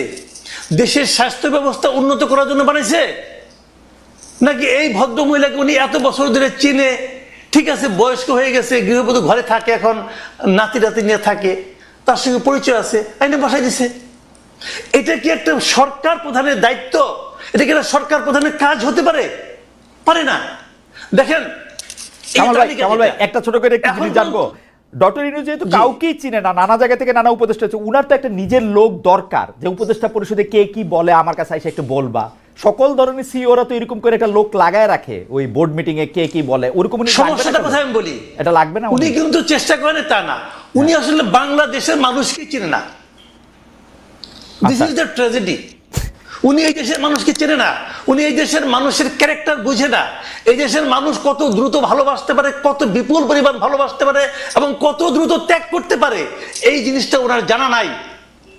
উনি আপনি হিসাব করে দেখেন না ভাই, পূর্ববর্তী 30 বছর 40 বছর উনি দেশে থাকছে কয়েকদিন, বাইরে থাকছে কয়েকদিন, দেশের সাংবাদিকদের ইন্টারভিউ দিচ্ছে কয়েকদিন, বাইরের সাংবাদিকদের ইন্টারভিউ দিচ্ছে কয়েকদিন, দেখেন না ভাই, দেখলেই তো হয়। যে ওই প্রসঙ্গে আমি যাচ্ছি না, আমি মূল পয়েন্টে আসি। ওনার সমালোচনা করে আমার কোনো লাভ নাই, যা পাইছি তাই তো পাইছি। আমার কথাটা হলো কি যে আপনার এই যে তালিকাটা দেখেন, এটা ছিল সবচেয়ে ফরজ কাজ। এটা নিয়ে কিন্তু ছাত্ররা বলছে, এদের চিকিৎসা নিয়ে ছাত্ররা বলছে। এবং অগাস্ট মাসের আমার যতদূর মনে পড়ে, অগাস্টের 16 কি 17 তারিখের দিকে আমি একটা টক শোতে ছিলাম, সেখানে হাসনাত আব্দুল্লাহ ছিল। ও স্টেট বলছে এদের চিকিৎসা হচ্ছে না কেন, সে স্বাস্থ্য উপদেষ্টাকে দায়ী করছে। ওরা কিন্তু বলেছে, এই স্টুডেন্টরা সবাই বলতেছে, উনি পাত্তা দিচ্ছে না। স্টুডেন্টদের হয়েছে কি বিপদটা কোথায়, এদের বিপদটা হয়েছে তারা সরাসরি স্টুডেন্ট এই ইনস্টিটিউটে কিছু বলতে পারতেছে না, কারণ এরা তো ওকে আনছে, বলতে পারছে না। তো কিন্তু কাজটা তো হচ্ছে না। এই যাবৎকালে শহীদদের তালিকা নিয়ে আমি বলি আপনাকে, দেন আমি আগে বলছি আমি কিন্তু কোনো দল করি না, শহীদদের তালিকা নিয়ে সবচেয়ে বড় কাজটা কে করছে জানেন? জামাতে ইসলামী করছে। জামাতে ইসলামীকে তালিকা করছে, এবং সেই তালিকাতে সেই ওরা 10টা খণ্ডের বই করছে, 10 খণ্ডের বই। সেখানে তারা দেখাইছে যে কে মারা গেছে, কবে মারা গেছে, তার আইডি কার্ড সহ, তার ফ্যামিলির বিবরণ সহ, ফ্যামিলিতে কে কে আছে না আছে ডিটেইল আছে। এই কাজটা জামাত করছে, আর কেউ করে নাই। তো জামাত একটা পলিটিক্যাল পার্টি যদি করতে পারে, গভর্নমেন্ট পারলো না কেন? জামাত চেয়েছে তাই করেছে, সরকার চায় নাই তাই করে নাই। ওকে, দিস ইজ দ্য পয়েন্ট, আর কিছু না। আমি তো দায়িত্ব নিয়ে বলছি, এই সরকারের উপদেষ্টা পরিষদে যত লোক আছে এর মধ্যে শতকরা 80% লোকের এই আন্দোলনের সঙ্গে, এই গণ অভ্যুত্থানের সঙ্গে শারীরিক, মানসিক, আর্থিক, বুদ্ধিভিত্তিক কোন ধরনের সংশ্লিষ্টতা ছিল না। তারা শুধু তাদেরকে ব্যবহারই করছে। এবং আমার কাছে মনে হয় অনেকটা এনজিও সিস্টেমের মতো, এনজিওর কাজ হচ্ছে প্রবলেম জিয়ায় রাখা, তারা এরকম একটা কিছু করতে চাইছে বলেও আমার কাছে মনে হচ্ছে এনজিওর মতো। কিন্তু আপনার কাছে আমি একটু দর্শকের একটা মন্তব্য আপনার উদ্দেশ্যে, এটা একটু আমি করে রেখে একটু জনাব হাদির কাছে যাই। জনাব আল মামুন তিনি বলছেন, কামাল সাহেবকে জিজ্ঞেস করেন, তিনি ওই দিন বললেন যে যারা ডিবি অফিসের ভাত খেয়ে আন্দোলন প্রত্যাহার করে তারা এখন বড় নেতা, এটার ব্যাখ্যা দিলে ভালো হয়। আমরা আসছি কামাল ভাই আপনার কাছে। আমি একটু জনাব হাদি আপনার কাছে একটু প্রশ্ন করে, যে আপনি প্রায় দাবি করছেন যে গণহত্যার বিচারের আগে কোনো নির্বাচন না, বিচার দ্রুত করার দাবিও তুলছেন, কিন্তু বিচারের ক্ষেত্রে তো টেকনিক্যালি সরকারের হাত থাকার কথা না। মানে আমরা তো ওই রকমভাবে শেখ হাসিনা সরকারের মতো ট্রাইব্যুনালের নিয়ন্ত্রণ করবো, ওরকম বিচার আমরা চাই না। বিচার প্রক্রিয়াকে আইন কানুন মেনে এগোতে হবে। তো সেই ক্ষেত্রে আপনারা বিচারের কতটুকু অগ্রগতি চান, বা সরকার বিচারটাকে কিভাবে তাড়াতাড়ি করবে সেটা যদি আপনি বলেন, বা নির্বাচন কমিশন কিভাবে করবে? ওকে খালিদ ভাই, এখানে আমরা যেটা খুবই স্পেসিফিকলি বলেছি, যেহেতু এখন দেশ ভোটের ট্রেনে উঠে গেছে, এখানে আমরা খুবই ফাইনালি একদম বলেছি যে বিচার তো একটা লম্বা প্রক্রিয়া। এখন দেখেন বাংলাদেশের বাস্তবতা হলো, দেখেন এই যে আপনি রাজনৈতিক দলগুলোর কথা বললেন, ইভেন এই সরকারের সমালোচনার ক্ষেত্রেও যেটা, বাংলাদেশের রাজনৈতিক দলগুলোর সমস্যা হলো তারা প্রেস ব্রিফিং করে প্রধান উপদেষ্টা অন্যান্যদের সাথে সামনে এসে বলে আমরা তো কোনো নির্বাচনের ভালো রোডম্যাপ পেলাম না। কিন্তু যারা যখন প্রধান উপদেষ্টা বা অন্যান্য উপদেষ্টাদের সাথে বসে, তখন একদল বলে আমার পেট্রো বাংলা লাগবে, আর একদল বলে আমার অমুক ইউনিভার্সিটির ভিসি লাগবে, আর একদল বলে আমার স্থানীয় সরকারের সচিব লাগবে। এই ভাগবটোয়ারা পরে যখন তার মন মতো হয় না, তখন বাহিরে গিয়ে প্রেসার দেয়। মুশকিল হলো তারা এই সরকারকে সামনে রাখা তারা সবাই নিজের মতো আখের গুছাই নিতেছে, কিন্তু ফেল করলে সরকার লাভ হইলো বিএনপির, লাভ হইলো জামাতের, লাভ হইলো এনসিপির, কিন্তু ফেল করলে কে সরকার করবে। নাম্বার 2, গত 4 বছরে খালেদ ভাই আপনি একটা খুবই জিনিস ভালো করে নোটিস করছেন, যে গত 4 মাস ধরে আপনি দেখবেন যে ইউনূস সাহেবের সেই স্পিরিট, সেই ভোকাল নাই। উনি মনে হচ্ছে যেন কোন একটা আপোষের মধ্য দিয়ে যাচ্ছেন, রাইট? এটা তো সত্য কথা। ওনাকে আমরা বলেছি যে দেখেন আপনার আলোচনায় বোঝা যায় আপনি, হ্যাঁ লন্ডন বৈঠকের পরে বোঝা যাচ্ছে যে আপনি আর্টিফিশিয়াল কথা বলেন, আপনি আনস্ক্রিপ্টেড বলতেন, আপনি স্ক্রিপ্ট দেখে বলেন। এর একটা বড় কারণ ঝামেলাটা হলো এই সরকার মনে করেছিল ইউনূস সাহেব যে এনসিপির যে ভাইরা আছে তারাই হলো তার ভ্যানগার্ড, একমাত্র ছাত্র জনতা, তার চারপাশে একটা লেয়ার তৈরি করা হয়েছে। একমাত্র অল্প কিছু লোকজন ছাড়া আমি আপনাকে ইভেন বলতে পারবো পিলখানা কমিশনের মতো গুরুত্বপূর্ণ কমিশন, গুম কমিশনের মতো গুরুত্ব কমিশনের সদস্যরা 1.5 মাস ধইরা প্রধান উপদেষ্টার সাক্ষাৎকার পান না। আপনি ভাবেন, এর মানে এমন একটা লেয়ার, মানে এবং আরো বলি আর্মি সেক্রেটারি ওনার সাথে যিনি আছেন সম্ভবত যে সচিব, তার ক্লিয়ারেন্স ছাড়া তার কাছে কেউ যেতে পারে না। তো এই যে ক্লিয়ারেন্স ছাড়া এটা হওয়ারই কথা, মানে সরকার প্রধানের হওয়ারই কথা। কিন্তু ভাই আপনি দেখেন গুম কমিশনের মতো একটা সিরিয়াস কমিশন, পিলখানা কমিশনের মতো একটা সিরিয়াস কমিশনের মেম্বার যদি তার সাথে 10 মিনিট কথা বলতে না পারেন তারা তো কাজ শেষ করে যাবেন। এর মানে হলো তার চারপাশে এরকম একটা বলয় তৈরি করা হয়েছে, এই বলয়টা আমরা বলেছি বারবার ভাঙেন। এই বলয়টা না ভাঙলে আপনি যেটা মাসুদ ভাই বলছেন যে উনি বাংলাদেশের মানুষকে চেনেন না, দেখেন উনি বাংলাদেশের মানুষকে চিনছিলেন বিধায় গ্রামীণ ব্যাংকে সফল করতে পারছেন। কিন্তু এই যে ওনাকে ব্র্যাকেট বন্দি করতেছে কারা? রাজনৈতিক দলগুলো। কিরকম? এই রাজনৈতিক দলগুলো সমস্ত সুবিধা এই সরকারের কাছ থেকে নিবে, কিন্তু এই সরকারের কোনো দায় নিবে না। তারা সবাই মিলা সাদা পাথরের পাথরগুলো খাইয়ে ফেলবে। সেখানে বিএনপি, জামাত ইসলামী সবাই ঐক্যবদ্ধ, কিন্তু দোষ হবে কার? এই সরকার পারে নাই। কিন্তু দেখেন যখন বন পরিবেশ উপদেষ্টারে যারা ঘেরাও দিছে, সেখানে বিএনপি আছে, সেখানে জামাত ইসলাম আছে, সবাই মিলে আমরা একসাথে। আজকে একটা মজার ব্যাপার বলি ভাই, এই যে পত্রিকা নিউজ করছে যে রাজনৈতিক ঐক্যমত্যে সাদা পাথর লুটপাটের ক্ষেত্রে বাংলাদেশের সব রাজনৈতিক দল বিরাট এনসিপি ছিল হাদি, এনসিপি তো নতুন দল, এনসিপি তো করে নাই এখন, জামাত বিএনপি জাতীয় পার্টি মিলে, জামাত বিএনপি জাতীয় পার্টি করছে, তারা মিলে এই লুটপাটটা করতে চাইতেছে। এখন আমাদের যেটা মুশকিল, আমরা ভাই নির্বাচনের আগে কি চাইতেছি? আমরা বলছি এই নির্বাচন ফেব্রুয়ারিতেও লাগে না, এই নির্বাচন চাইলে ডিসেম্বরে করা সম্ভব। দুইটা কাজ করেন প্লিজ।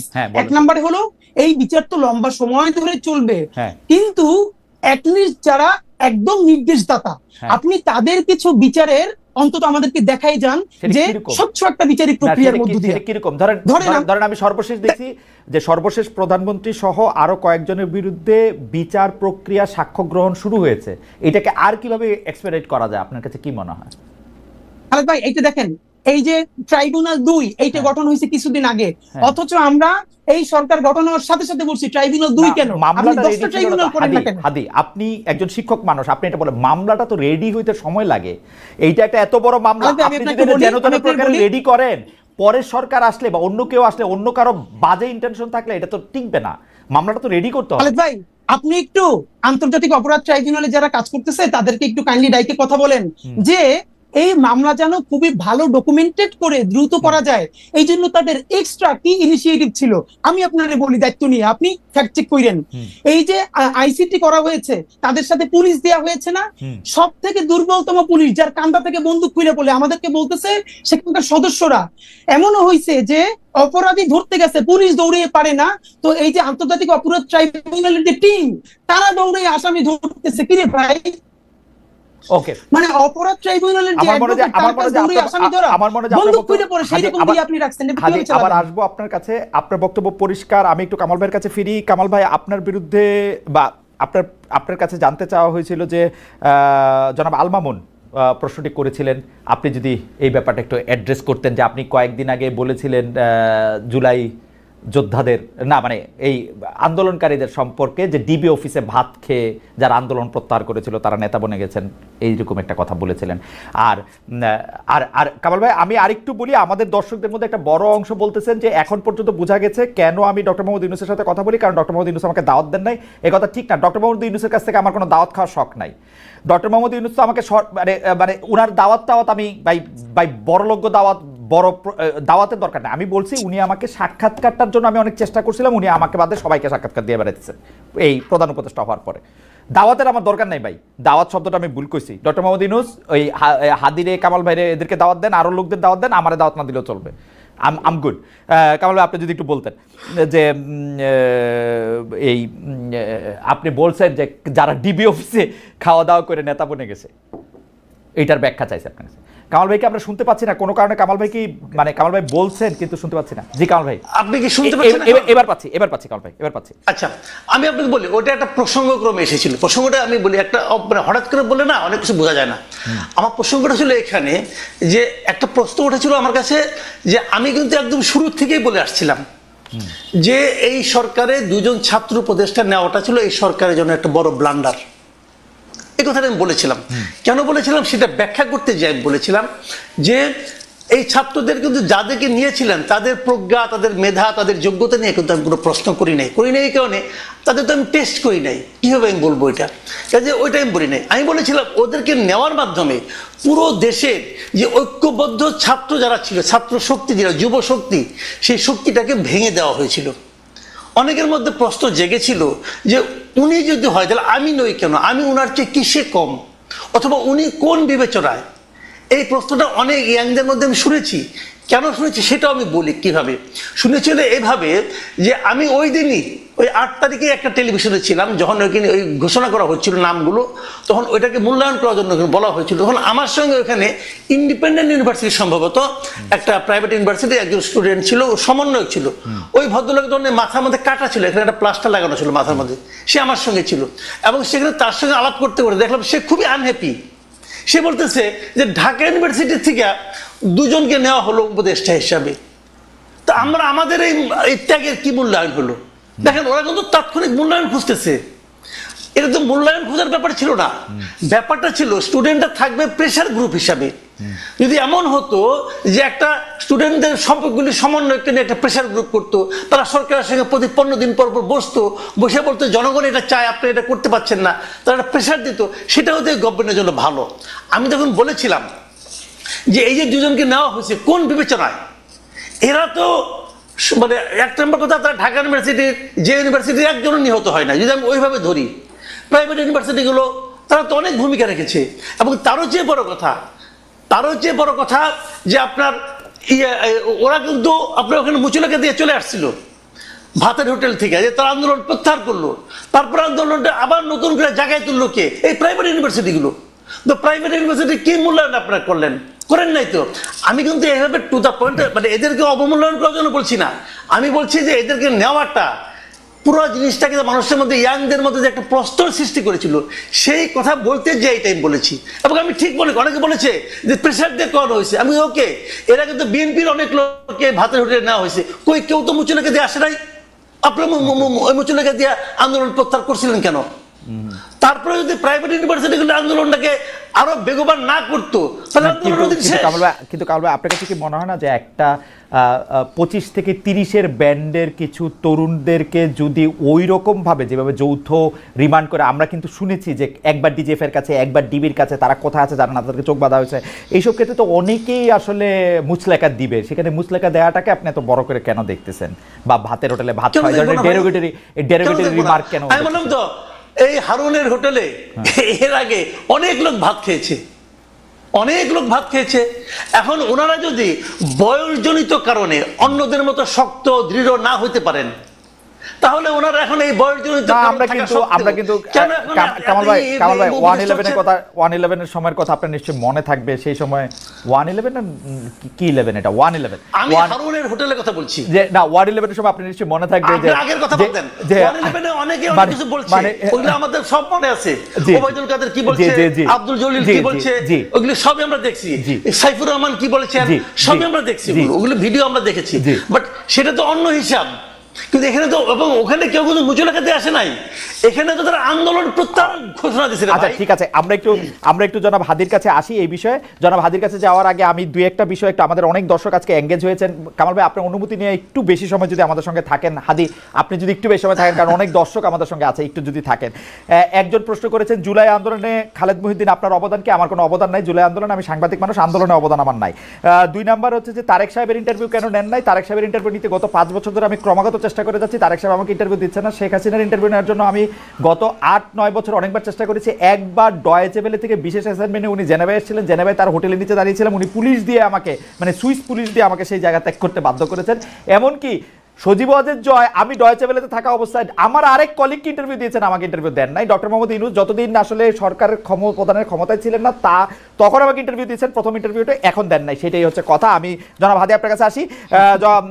জনাব হাদি, যেই নির্বাচনটা কখন হবে সেই প্রসঙ্গের মধ্যে থেকে, এবং জনাব মাসুদ কামাল ভাই এনসিপির কথাও একটু বলতেছিলেন যে যারা নেতা হয়েছেন সেখানে, আমাদের অনেকে আপনাকে এই প্রশ্ন করেছেন, আমাদের গবেষক দলে একটি আপনাকে প্রশ্ন করেছেন যে 5 আগস্ট ডক্টর ইউনূস জুলাই ঘোষণাপত্র পাওয়ার পরে এনসিপি বা বাংলাদেশ গণতান্ত্রিক ছাত্র সংসদ এবং এমনকি আপনাদের মধ্যে এক ধরনের মনোমালিন্য, ঘরের মধ্যে মশারি, কেউ কেউ বলতেছেন দলের মধ্যে দল, আপনারা আলাদা হচ্ছেন নাকি আপনারা এক হচ্ছেন, সেরকম অনেক কথা বলছেন। আপনি ব্যাপারটাকে আসলে কিভাবে দেখেন? প্রশ্নের মধ্যে আরো প্রশ্ন করেছেন, শুধু আপনাকে দর্শকরা এই প্রশ্নটাও করেছেন যে আপনি এনসিপিতে যান নাই কেন? আপনি নাগরিক কমিটিতে থাকলেন, এনসিপি যখন হইলো তখন আপনি গেলেন না কেন? আচ্ছা, এটা আমি বলতেছি, এটা আমি ফেসবুকে অনেক আগে ক্লিয়ার করছি, তারপর আমি আপনাকে একটু বলি। যেহেতু প্রশ্নটা আসেন, আমি ভাবছি আপনি হয়তো প্রশ্নটা পড়বেন, আমি একটু আপনার মাধ্যমে মাসুদ ভাইকে একটু কাইন্ডলি প্রশ্ন করে রাখতে চাই। আমি পুরোটা দেখি নাই, বাট যেহেতু ইউটিউবে প্রচুর ছড়াচ্ছে, থাম্বনেইল দেখে দেখেছি যে মাসুদ ভাই বলেছেন যে আসলে আওয়ামী লীগ ছাড়া এই নির্বাচন ইনক্লুসিভ হবে না। এটা আমার সর্বশেষ প্রশ্ন, কামাল ভাইয়ের জন্য এটা সর্বশেষ প্রশ্ন, কামাল ভাই এটা মনে করেন কিনা? ঠিক আছে ঠিক আছে ঠিক আছে, এটা আমার অবশ্যই প্রশ্ন যে কামাল ভাই এটা মনে করেন কিনা। জি রাইট, আপনি যদি আপনি বলেন। নাম্বার 2 হলো এইখানে ভাই কয়েকটা ব্যাপার, যে মুচলেকা দেওয়ার যে কথাটা বললেন না মাসুদ কামাল ভাই, যে ওরা কেন মুচলেকা দিল, একটা ব্যাপার হলো দেখেন এই গণ অভ্যুত্থানের পরে আমাদের সাথে যারা উপদেষ্টা হয়েছে, বিভিন্ন আন্দোলন করছে, এদের ব্যাপারে যখন যেটা দেখেছি আমরা সমালোচনা করেছি। কিন্তু একটা ব্যাপার দেখেন খালেদ ভাই, আমি আমারে আজকে আপনারা যত বিপ্লবী মুভি দেখেন, যাই দেখেন, আমি নাহিদের হাজারটা সমালোচনা করছি, নাহিদের করছি, অন্যদের করতেই থাকবো। কিন্তু এরপর আমি যেটুকুনি অ্যাড্রেস করব, যদি এই ফ্যাসিবাদের পতন না হইতো, তাইলে যদি প্রথম কারো ফাঁসি হইতো, সেই ফাঁসিটা নাহিদের হইতো, আমার ওয়াকার সাহেবের হইতো, ওয়াকার সাহেবের হইতো, হয়তো সেটা কি ওয়াকার সাহেবের আগে হইতো না নাহিদ সাহেবের আগে হইতো, এটা নিয়ে আমার ডাউট আছে। কারণ আমার কাছে মনে হয় যে শেখ হাসিনার পুরা দায়টা ওয়াকার সাহেবের দেয়। উনি মনে করেন না নাহিদ সাহেব এত বড় বিপ্লবী, উনি মনে করে ওয়াকার সাহেব বেইমান করছে। আপনি বয়ানটা দেখেন কিন্তু। আচ্ছা ওকে, সেটা যেটাই হোক, কিন্তু সিভিলিয়ানদের মধ্যে, কারণ নাহিদ যেদিন 3 দফা মানে 1 দফায় ঘোষণা করেছে, সেদিন কিন্তু তার মৃত্যুর পরোয়ানা মানে স্বাক্ষর করেছে। এখন এখানে ব্যাপার মুচলেকা দেওয়ার ব্যাপারটা মাসুদ ভাই কেন রিলেট করতে পারবেন আমি আপনাকে বলি। এর কারণ হলো মাসুদ ভাই এর উত্তরটা একটু আগে বলছে, আপনাকে বললো না যে ওনাকে আওয়ামী লীগের সময়েও ডিজিএফআই থেকে 2-3 বার চা খাইতে ডাকছে, তো উনি যান নাই, কিন্তু কিছু হয় নাই। এর মানে হইলো ডিজিএফআই আসলে অত খারাপ না, এই আমরা যারা খারাপ মানুষ ছিলাম এদেরকে ডিজিএফআই আয়নাগর দিয়ে হেদায়েত করে ফেলছে। কিন্তু মাসুদ ভাই ভাবেন, ডিজিএফআই চা খাইতে ডাকতেছে আর মাসুদ ভাই যাইতেছে না, তাও ডিজিএফআই এর কিছু বলতেছে না। আমি আপনাকে কিছু ছোট স্মরণ করে দিই। নুরুল কবির ভাই, আমি আমার অনুষ্ঠানে অন্য কোনো কথা যেটা আমি দায়িত্ব নিয়ে করছি, নুরুল কবির ভাই আমার অনুষ্ঠানে গিয়া ডিজিএফআই রে, শেখ হাসিনা রে, মানে ইন্ডিপেন্ডেন্ট টেলিভিশন অনুষ্ঠানে এমন কথা বলছে যেগুলো আমি এখন মুখ দিয়ে কইতে পারবো না। ওই কথা বলার পর নুরুল কবির ভাইদের একটা আলাদা অবস্থান ছিল, মাসুদ কামাল ভাইদের একটা আলাদা অবস্থান ছিল, যেটার জন্য এত সহজ না। কিন্তু কামাল ভাইয়ের শুধু মনে করাই দিয়ে যে উনি নাহিদের শরীরের দাগ দেখছেন কিনা, ওনার সন্তান যদি ওইটা হইতো, বা ভাই সারা শরীরের কি অবস্থা, কোনো মানুষ সুস্থ থাকতে পারবে? নাহিদের হাজারটা সমালোচনা আমি করি, কিন্তু ভাই নাহিদের শরীরের দাগ কি দেখা যায়? এইটা হলো একটা প্রশ্ন, সুতরাং মুসলিমের উত্তর পাবেন। নাম্বার 2, এই সরকারের ভাই বললো না যে ভাই দেখেন, আমি নিজেও বলি এই সরকারে যারা উপদেষ্টা হয়েছে ছাত্রদের, প্রথম হলো কে হয়েছে এই প্রশ্নটা পরে। এখন ধরেন আমাদের প্রাইভেট বিশ্ববিদ্যালয়কে আমি বলি, আমরা বলি এই আন্দোলনের বাঁশের কেল্লা। ঢাকা বিশ্ববিদ্যালয় যখন একদম মুক্ত হয়ে গেছে, পুরো আন্দোলন মরে গেছে, তখন এই আন্দোলনকে নতুন করে জীবন দিয়েছে, বাঁচিয়ে রেখেছে প্রাইভেট বিশ্ববিদ্যালয়। কারণ আমার বাসা রামপুরে, আমি আন্দোলনের শুরু থেকে শেষ পর্যন্ত ব্র্যাকের সামনে, ইস্ট ওয়েস্টের সামনে এই পুরো ঘটনার সাক্ষী যে কি হয়েছে। সুতরাং এখন কথা হলো ভাই, ধরেন 10 জন উপদেষ্টা নিবে ছাত্রদের মধ্য থেকে, তাইলেও কি সকল প্রাইভেট বিশ্ববিদ্যালয় থেকে একজন করে নেওয়া সম্ভব? বাকি যে হাজার হবে না, সেও তো প্রশ্ন তুলবে, এটা কোনো প্রক্রিয়া না। কিন্তু আমরা বরং যেটা করতে চাই, এই যে 2 জন ছাত্র উপদেষ্টা হইলো, এখানে তো 2 জন নেওয়া ঠিক হয় না। এই সরকারের একমাত্র বৈধতা এই ছাত্র উপদেষ্টারা তাদের সাথে আছে। কারণ যখনই তারা চাপে পড়ে কোনো অকাজ কইরা, তখন বলে আমাদের সাথে ছাত্ররা আছে। কিন্তু ছাত্ররা যে দাবি জানায়, সেগুলো সে ডক্টর ইউনূস সাহেব একটাও বাস্তবায়ন করে না, ক্যাবিনেটে বাস্তবায়ন করে না। কেন করে না? কারণ এই ক্যাবিনেটের অনেকজন উপদেষ্টা ইতিমধ্যে বিভিন্ন রাজনৈতিক দলের সাথে নেগোসিয়েশন করছে। আমার কিন্তু তাই মনে হয় যে আপনি কি সেটা বলেন যে 7 জন উপদেষ্টাই বা 10 জন উপদেষ্টাই ছাত্রদের থেকে নেওয়া উচিত ছিল? আমি মনে করি 3 ভাগের ন্যূনতম 1 ভাগ, 3 ভাগের ন্যূনতম 1 ভাগ ছাত্রদের মধ্য থেকে নেওয়া উচিত ছিল। এবং এখান থেকে অবশ্যই প্রাইভেট বিশ্ববিদ্যালয় থেকে 22 জনের 3 ভাগের 1 ভাগ, মানে আপনি 8 জনের কথা বলতেছেন যে ছাত্র 8 জন অন্তত। এবং আমরা সেখানে প্রেস ব্রিফ করে বলেছি এইখান থেকে প্রাইভেট বিশ্ববিদ্যালয় থেকে নিতে হবে মিনিমাম 2 জন। আমাদের নারীরা যদি না নামতো, জীবনে জুলাই সফল হতো না। একজন কই নারী শিক্ষার্থী কই, এই আমরা বলেছিলাম, তখন আমাদেরকে বলে যে নারীরও এক্সপার্টিস আছে কিনা। তখন আমি প্রশ্ন করছি, এই যে উপদেষ্টাদের মধ্যে মিনিমাম 5 জনের নাম বলতে পারবো যাদের কোনো এক্সপার্টিস নাই, তাদেরকে যদি রাষ্ট্র পালতে পারে, তাহলে আমাদের 2টা বোন এই সমস্ত নারীদের মধ্য থেকে, ছাত্রীদের মধ্য থেকে উপদেষ্টা হইলে আমরা ইনক্লুসিভ ফিল করতাম না, ইনক্লুডেড ফিল করতাম না। আমাদের প্রাইভেট থেকে 2টা ছাত্র যদি থাকে, কওমি মাদ্রাসা এত জীবন দিছে, ধরেন মাদ্রাসা থেকে একটা ছেলে, প্রাইভেট বিশ্ববিদ্যালয় থেকে 2টা ছেলে, নারী শিক্ষার্থীদের মধ্যে থেকে 2 জন বা 1 জন, তাতে আমরা সবাই ইনক্লুডেড ফিল করতাম। এইটা না করে যেটা হইছে, এখন ছাত্র জনতা বিভাজিত হইছে। ইনক্লুডেড ফিল না কইরা জনাব মাহফুজ, জনাব নাহিদ, জনাব আসিফ উপদেষ্টা পরিষদে গেলেন কেন? এবং ডক্টর ইউনূস যখন ক্লিন্টন ফাউন্ডেশনে মাহফুজ সাহেবকে পরিচয় করে দিচ্ছেন, উনি হচ্ছেন এই আন্দোলনের মাস্টার মাইন্ড, যখন শফিক সাহেব বলতেছেন যে এই আন্দোলনের পিছনে ছিল হচ্ছে যা, তখন ওনারা খুব আরাম করে মৃদু হেসে এটা উপভোগ করতেছিলেন কেন?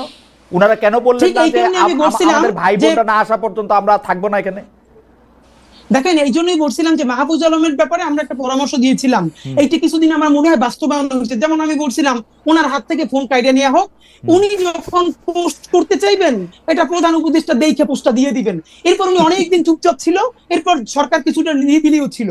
তো এখন আমাদেরকে যদি এগুলাই চলানো লাগে তাহলে ভাই আমরা দেশ চালাই। আচ্ছা ঠিক আছে, এগুলি বাদ দেন। আসলে আমরা এখানে মাহফুজ সাহেব নাই, আপনি যদি এইটা বলেন আপনি এনসিপি কেন করেন নাই, নাগরিক কমিটিতে আপনি ছিলেন, তারপরে আপনি এনসিপি তে কেন আসেন নাই? আপনি ইনকিলাব মঞ্চকে আর এক মিনিট 2 মিনিটের মধ্যে যদি আপনি বলেন যে ইনকিলাব মঞ্চটা আপনি আসলে কি দেখেন, এটা কি একটা প্রেসার গ্রুপ, এটা একটা মব চালানোর জিনিস, এটা কি আসলে কি ভাই কি হইছে? খালেদ ভাই আপনি যে কাজটা করছেন এটা হলো প্রতিবাদ জানাই। আপনি মব নিয়ে বলবেন তো, এই জন্য মবের উপর অনেক লেখাপড়া নিয়ে আসছিলাম, 3-4 পৃষ্ঠার এনসাইক্লোপিডিয়া থেকে শুরু কইরা সব নিয়ে আসছিলাম আসলে কোনটার মব বলে।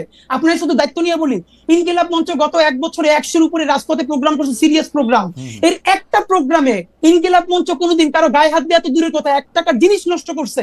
মব যেটাতে একাডেমিক লেভেলে প্রমাণ যদি দিতে পারেন তাহলে জীবনে আর কথা বলবো না। আমি আপনাকে কিন্তু এই না জনাব হাদি, আমি আপনাকে বলি, আমি কিন্তু আপনাকে ফলো করি, ইনকিলাব মঞ্চকে ফলো করি। আমি বলতেছি এটাকে আপনি কি বলতে চান, কারণ এক একটা তো এক একটা বাংলাদেশের জুলাই অভ্যুত্থান অনুপ্রাণিত বাংলাদেশপন্থী স্বাধীনতা সংগ্রামের টিকিয়ে রাখার জন্য একটি সাংস্কৃতিক প্ল্যাটফর্ম। যেই সংস্কৃতি আমরা মনে করি যারা আইন নিজের হাতে তুলে নেয়, আপনারা কি আইন যারা নিজের হাতে তুলে নেন তাদের বিরুদ্ধেও আপনারা প্রতিবাদ করেন? কারণ এইটাও এখন একটা বড় হাজারবার বলছি রাইট রাইট, এটা দিয়েও যদি আপনি একটু বলেন। না মানে আপনি ঢাকা বিশ্ববিদ্যালয়ের এক শিক্ষার্থীকে একজন যে তিরস্কার করেছিল তাকে শাহবাগ থানায় গ্রেফতার করা হলো, এরপর কেউ কেউ গিয়ে তাকে মুক্ত করার চেষ্টা করলো। আমরা তাদের বিরুদ্ধে সবথেকে বড় ভূমিকা নিয়েছি, আমরা বলেছি এইসব অসভ্যতা বন্ধ করতে হবে এবং অবশ্যই যারা মব করতেছে এদের বিচার করতে হবে। কিন্তু ভাই এই যে মব যেটা বলি, বাংলাদেশে এখন গুগল সার্চ করলে মব লাগলে খালি 1 বছরের নিউজ আসে। এই মব তো সন্ত্রাস শুরু হয়েছিল রাষ্ট্রীয় পৃষ্ঠপোষকতায় শাহবাগের সময় দেখেন কোথাও তো মব বলতেছে না, সেই মব কোথায় এটা আমরা খুঁজতে চাই। না কেউ বলতেছে না, না বললেই কোনো কিছু মব না হয়ে অন্য কিছু হয়ে যায় না, এটা শফিক সাহেবের স্টাইল। মব না বলা সন্ত্রাস বলা, কিন্তু মব আসলে তাই। শাহবাগে একটা তোলা হইতেছে, এই আইন বাতিল করে অন্য একটা আইন করতে হবে এটা করার জন্য, সেটা ঠিক আছে। আপনি কেন এনসিপি করেন না সেটা যদি এক লাইনে বলতেন, অনেক দর্শকের। আমি এনসিপি করি নাই ভাই, আমি জাতীয় নাগরিক কমিটির কেন্দ্রীয় সদস্য ছিলাম। যখন এটা পলিটিক্যাল ফরমেশনে যাবে তখন আমার মনে হয়েছে যে পলিটিক্যাল পার্টি জুলাই অভ্যুত্থান অনুপ্রাণিত অবশ্যই একটা লাগবে, কিন্তু সবাই যদি পলিটিক্সে যায়, দেখুন এখন আমাকে বিএনপি গালি দেয়, আবার বিএনপি আমার কথা পছন্দ করে, জামাত গালি দেয়, জামাতও পছন্দ করে, কারণ আমরা জুলাইয়ের একটা প্রেসার গ্রুপ হিসেবে সবাইকে একতাবদ্ধ রাখবার চেষ্টা করছি। তখন মনে হয়েছে আমি যদি নিজে একটা পার্টিতে যাই তাহলে এই আমার শেষ প্রশ্নটা আমি করে রাখি, আপনি সকলকে একতাবদ্ধ রাখতে চাইছিলেন, আপনি একজন শিক্ষক, আপনি আপনার জন্য কত নাম্বার আপনি দিবেন, আপনি সকলকে একতাবদ্ধ করতে পারছেন কিনা এই বিভাজন দেখে আপনার আসলে কেমন লাগে? আপনার জন্য শেষ প্রশ্ন। কিন্তু আপনার প্রশ্ন দিয়ে আমি কামাল ভাইকে শেষ প্রশ্ন করতে চাই। কামাল ভাই, নানা ক্লিপিং ঘুরতেছে এরকম যে আপনি ইনক্লুসিভ ইলেকশনের কথা বলতেছেন, যে ইনক্লুসিভ ইলেকশনের আপনার দেওয়া শর্ত হচ্ছে আওয়ামী লীগ না থাকলে এটা ইলেকশনটা ইনক্লুসিভ হবে কিনা। আপনি প্রশ্ন তুলছেন যারা আওয়ামী লীগকে সাপোর্ট করে তারা কাকে গিয়ে ভোট দিবে, এইটা আপনি যদি আমাদের একটু ব্যাখ্যা করতেন, আপনি সত্যি এরকম মনে করতেছেন কিনা যে আওয়ামী লীগ না হলে ইলেকশন ইনক্লুসিভ হবে না? জনাব কামাল ভাই। আমি বলি আমি ইনক্লুসিভ ইলেকশন চাই, এটা আপনি একটু চেষ্টা করে খুঁজে দেখেন, কোথাও পাবেন না। ইনক্লুসিভ শব্দটা আমি ইউজ করি না, আমি অন্য কথা বলেছি। আমি একটা প্রশ্ন করেছি সরকারের কাছে, সেই প্রশ্নটা হলো যে এই দেশে কমপক্ষে 1 কোটি, আমি যেটা বলেছি সেটা বলছি, কমপক্ষে 1 কোটি লোক আছে। আসলে এটা 1 কোটি হবে না, কারণ জাহেদ একটা হিসাব দিয়েছে, সেই হিসাব অনুযায়ী করলে প্রায় 2.5 কোটির মতো হয়। ঠিক আছে, আমি তবু 1 কোটি বলছি, 1 কোটি আমি থাকি। কারণ আমার হিসাব হলো কি, আওয়ামী লীগ যেবার সবচেয়ে কম ভোট পেয়েছে সেইবারও পেয়েছে 2,28,00,000 ভোট, এটা হলো 2001 সালে। তারপরে দেশে ভোটার সংখ্যা বেড়েছে, আওয়ামী লীগের দুঃশাসন বেড়েছে, কাজে এই সব মিলিয়ে কমে টমে আমি এটাকে খুব কনজারভেটিভ হিসাব করলে আমি বলতে পারি যে মিনিমাম এই দেশে 1 কোটি লোক আছে যারা জীবনে কোনোদিন নৌকা ছাড়া অন্য কোনো মার্কায় ভোট দেয় নাই। আমার এটা অবজারভেশন। তো আমার প্রশ্ন হলো, আপনি যে নির্বাচনটা করতে যাচ্ছেন ওই 1 কোটি ভোটারের জন্য আপনি কি বিকল্প রাখলেন? ওকে, আমি কি একটা প্রশ্ন করতে পারি কামাল ভাই? কামাল ভাই আপনি আমার প্রশ্নটা সহযোগী জবাব দেন। সেটা হচ্ছে যে বাংলাদেশে একটা রাফ হিসাবে 10 কোটি ভোটার আছে, যদি আমরা হিসাবের সুবিধাতে ধরে নিই, এই 10 কোটি ভোটারের 3টা ইলেকশনে ভোট দেওয়া হয় নাই, ভোট দিতে দেওয়া হয় নাই স্বাধীনভাবে। ওই 1 কোটি লোক যাদেরকে আপনি আওয়ামী লীগের সমর্থক বলতেছেন, তারা এটাতে মজা নিছে, আরাম করছে, হ্যাডম নাই বলছে, তাদের তো একটু শাস্তি পাওয়া হইছেই, আমি যদি এমন ভাবে বলি। তারা এবার ভোট দিতে না পারলে না পারবে। আমি ওটা ওভাবে দেখি না, আমি ওভাবে দেখি নাই কেউ নেই। আমি বলি আপনাকে, দেখেন একটা আওয়ামী লীগের গত 3 বছর 3টা শাসন, যেটা আমি 2014, 18 এবং 24 যেটা ধরি, এই 3 বছরে আওয়ামী লীগের যারা নেতৃত্বে ছিলেন তারা এই দেশের মানুষকে ভোট জিনিসটা ভুলিয়ে দিতে চেয়েছেন এবং তারা গায়ের জোরে এই কাজটা করেছেন। এই অন্যায়ের কোনো সীমা পরিসীমা নাই এবং এই জন্য যারা এই কাজটা করেছেন সবারই বিচার হওয়া উচিত। কিন্তু আমি এটাও বলি পাশাপাশি, এর জন্য যদি আপনি 1 কোটি লোককে দায়ী করেন সেটা আমি মনে করি ঠিক হবে না। একটা কথা আপনি বলেন, এই কাজটা যারা করেছে তারা কিন্তু এই দলটাকে বিভ্রান্ত করেছে। আমার কাছে সরাসরি হিসাব যে আওয়ামী লীগ 96 আওয়ামী লীগ ছিল না, 96 আওয়ামী লীগ আর 2014 আওয়ামী লীগ কি এক না? কিন্তু 96 সঙ্গে 2014 আওয়ামী লীগের কি গঠনতন্ত্রে কোনো চেঞ্জ আসছে? তাও তো আসে নাই। তাহলে এই সময় কাজটা হলো কেন? হলো এই কারণে আওয়ামী লীগের স্টিয়ারিং যার হাতে ছিল সে 2014-তে এসে মানুষ মারা শুরু করছে এবং সে স্বৈরাচারী হয়ে উঠেছে।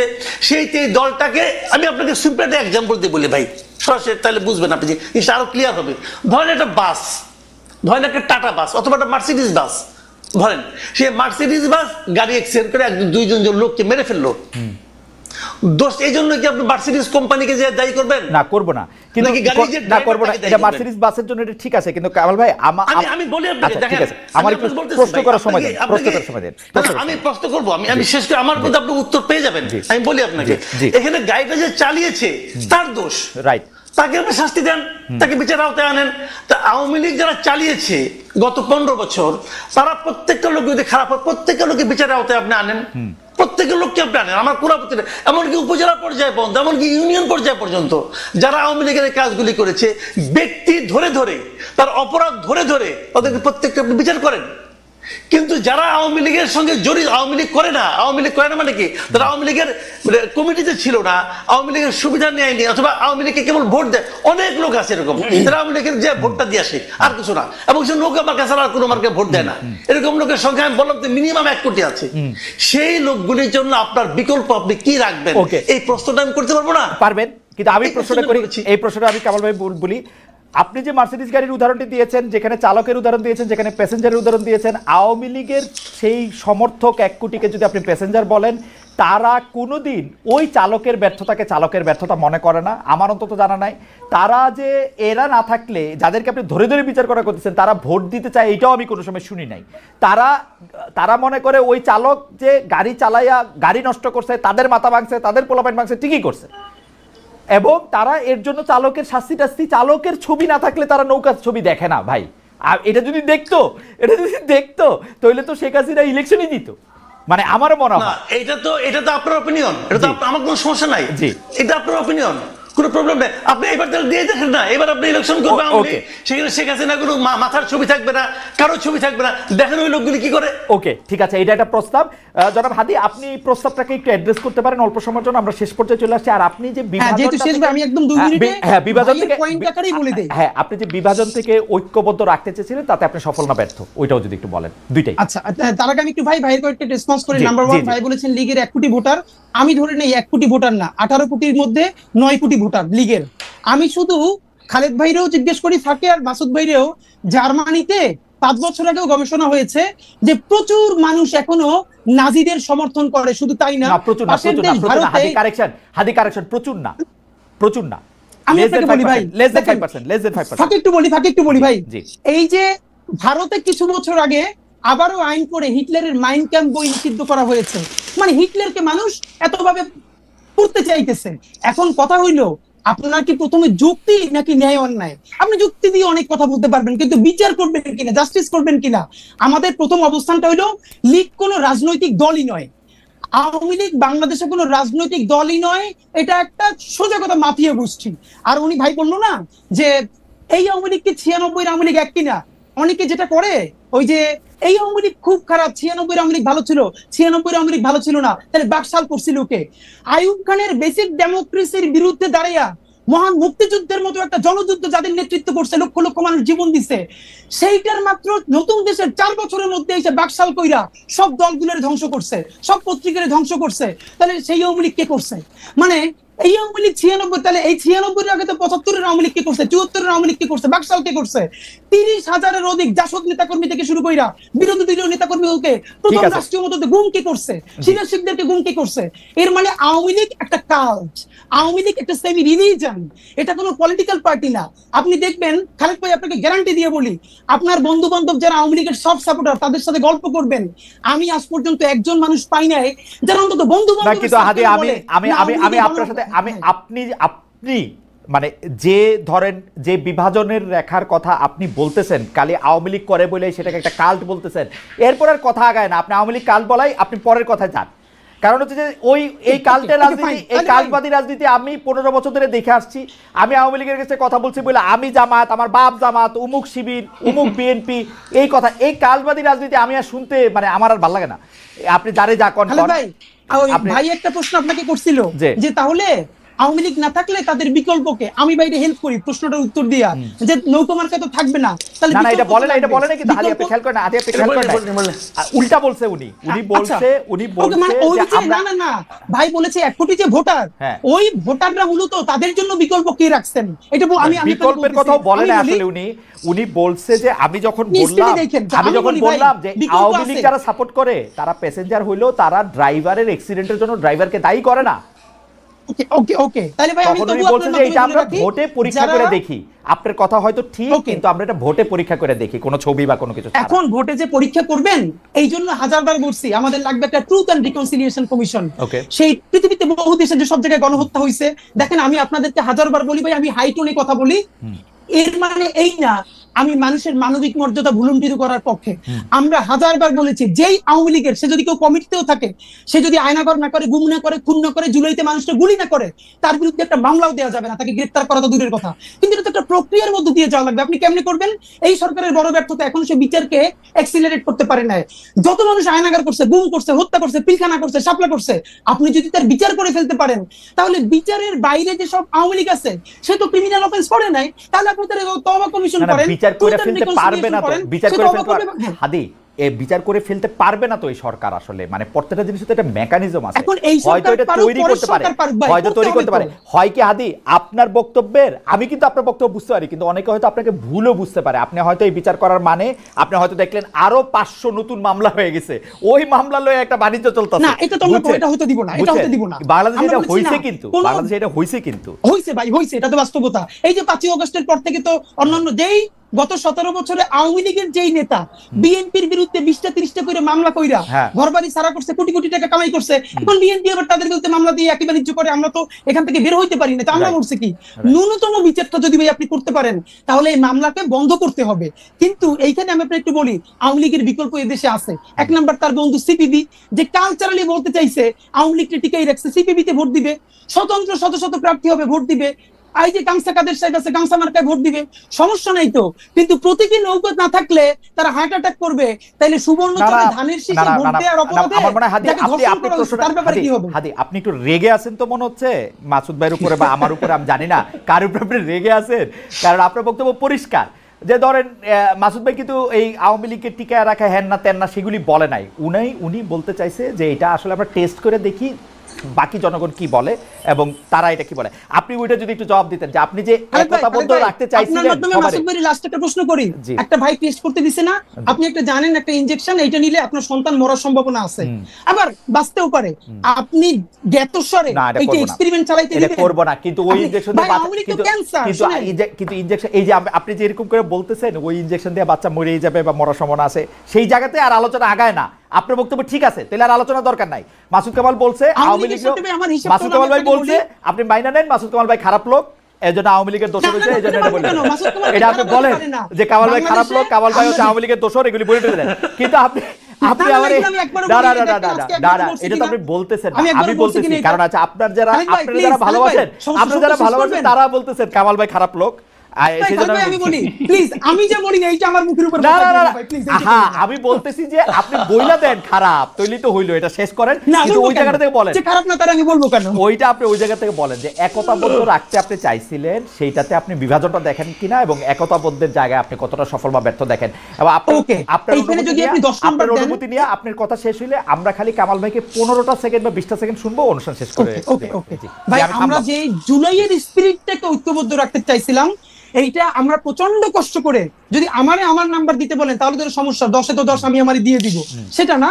আমি মনে করি এই 1 বছর পর আসলে মার্কিং করার সময়টাই আসে নাই প্রধানত। এরপরও যতটুকু না ছাড়ালো আমরা সবার মাধ্যমে দাঁড়াই রাখতে পারছি জুলাই নিয়ে, তাতে অন্তত 10-এ আমরা আমাদেরকে 5 দিতে চাই। আপনি বিভাজনটা ঠেকাইতে পারছেন কিনা, আপনার মার্ক দেয়া আপনার উদ্দেশ্য ছিল সেটা আমি জানি, বিভাজন ঠেকাইতে পারছেন কিনা মানে আমরা অনেক জায়গায় বিভাজন ঠেকাইতে পারছি, আমরা অনেক জায়গায় বিভাজন ঠেকাইতে পারছি। ওকে কামাল ভাই আপনি যদি একটু 20 সেকেন্ড যদি একটু বলেন, শেষ করে দেন আর কি।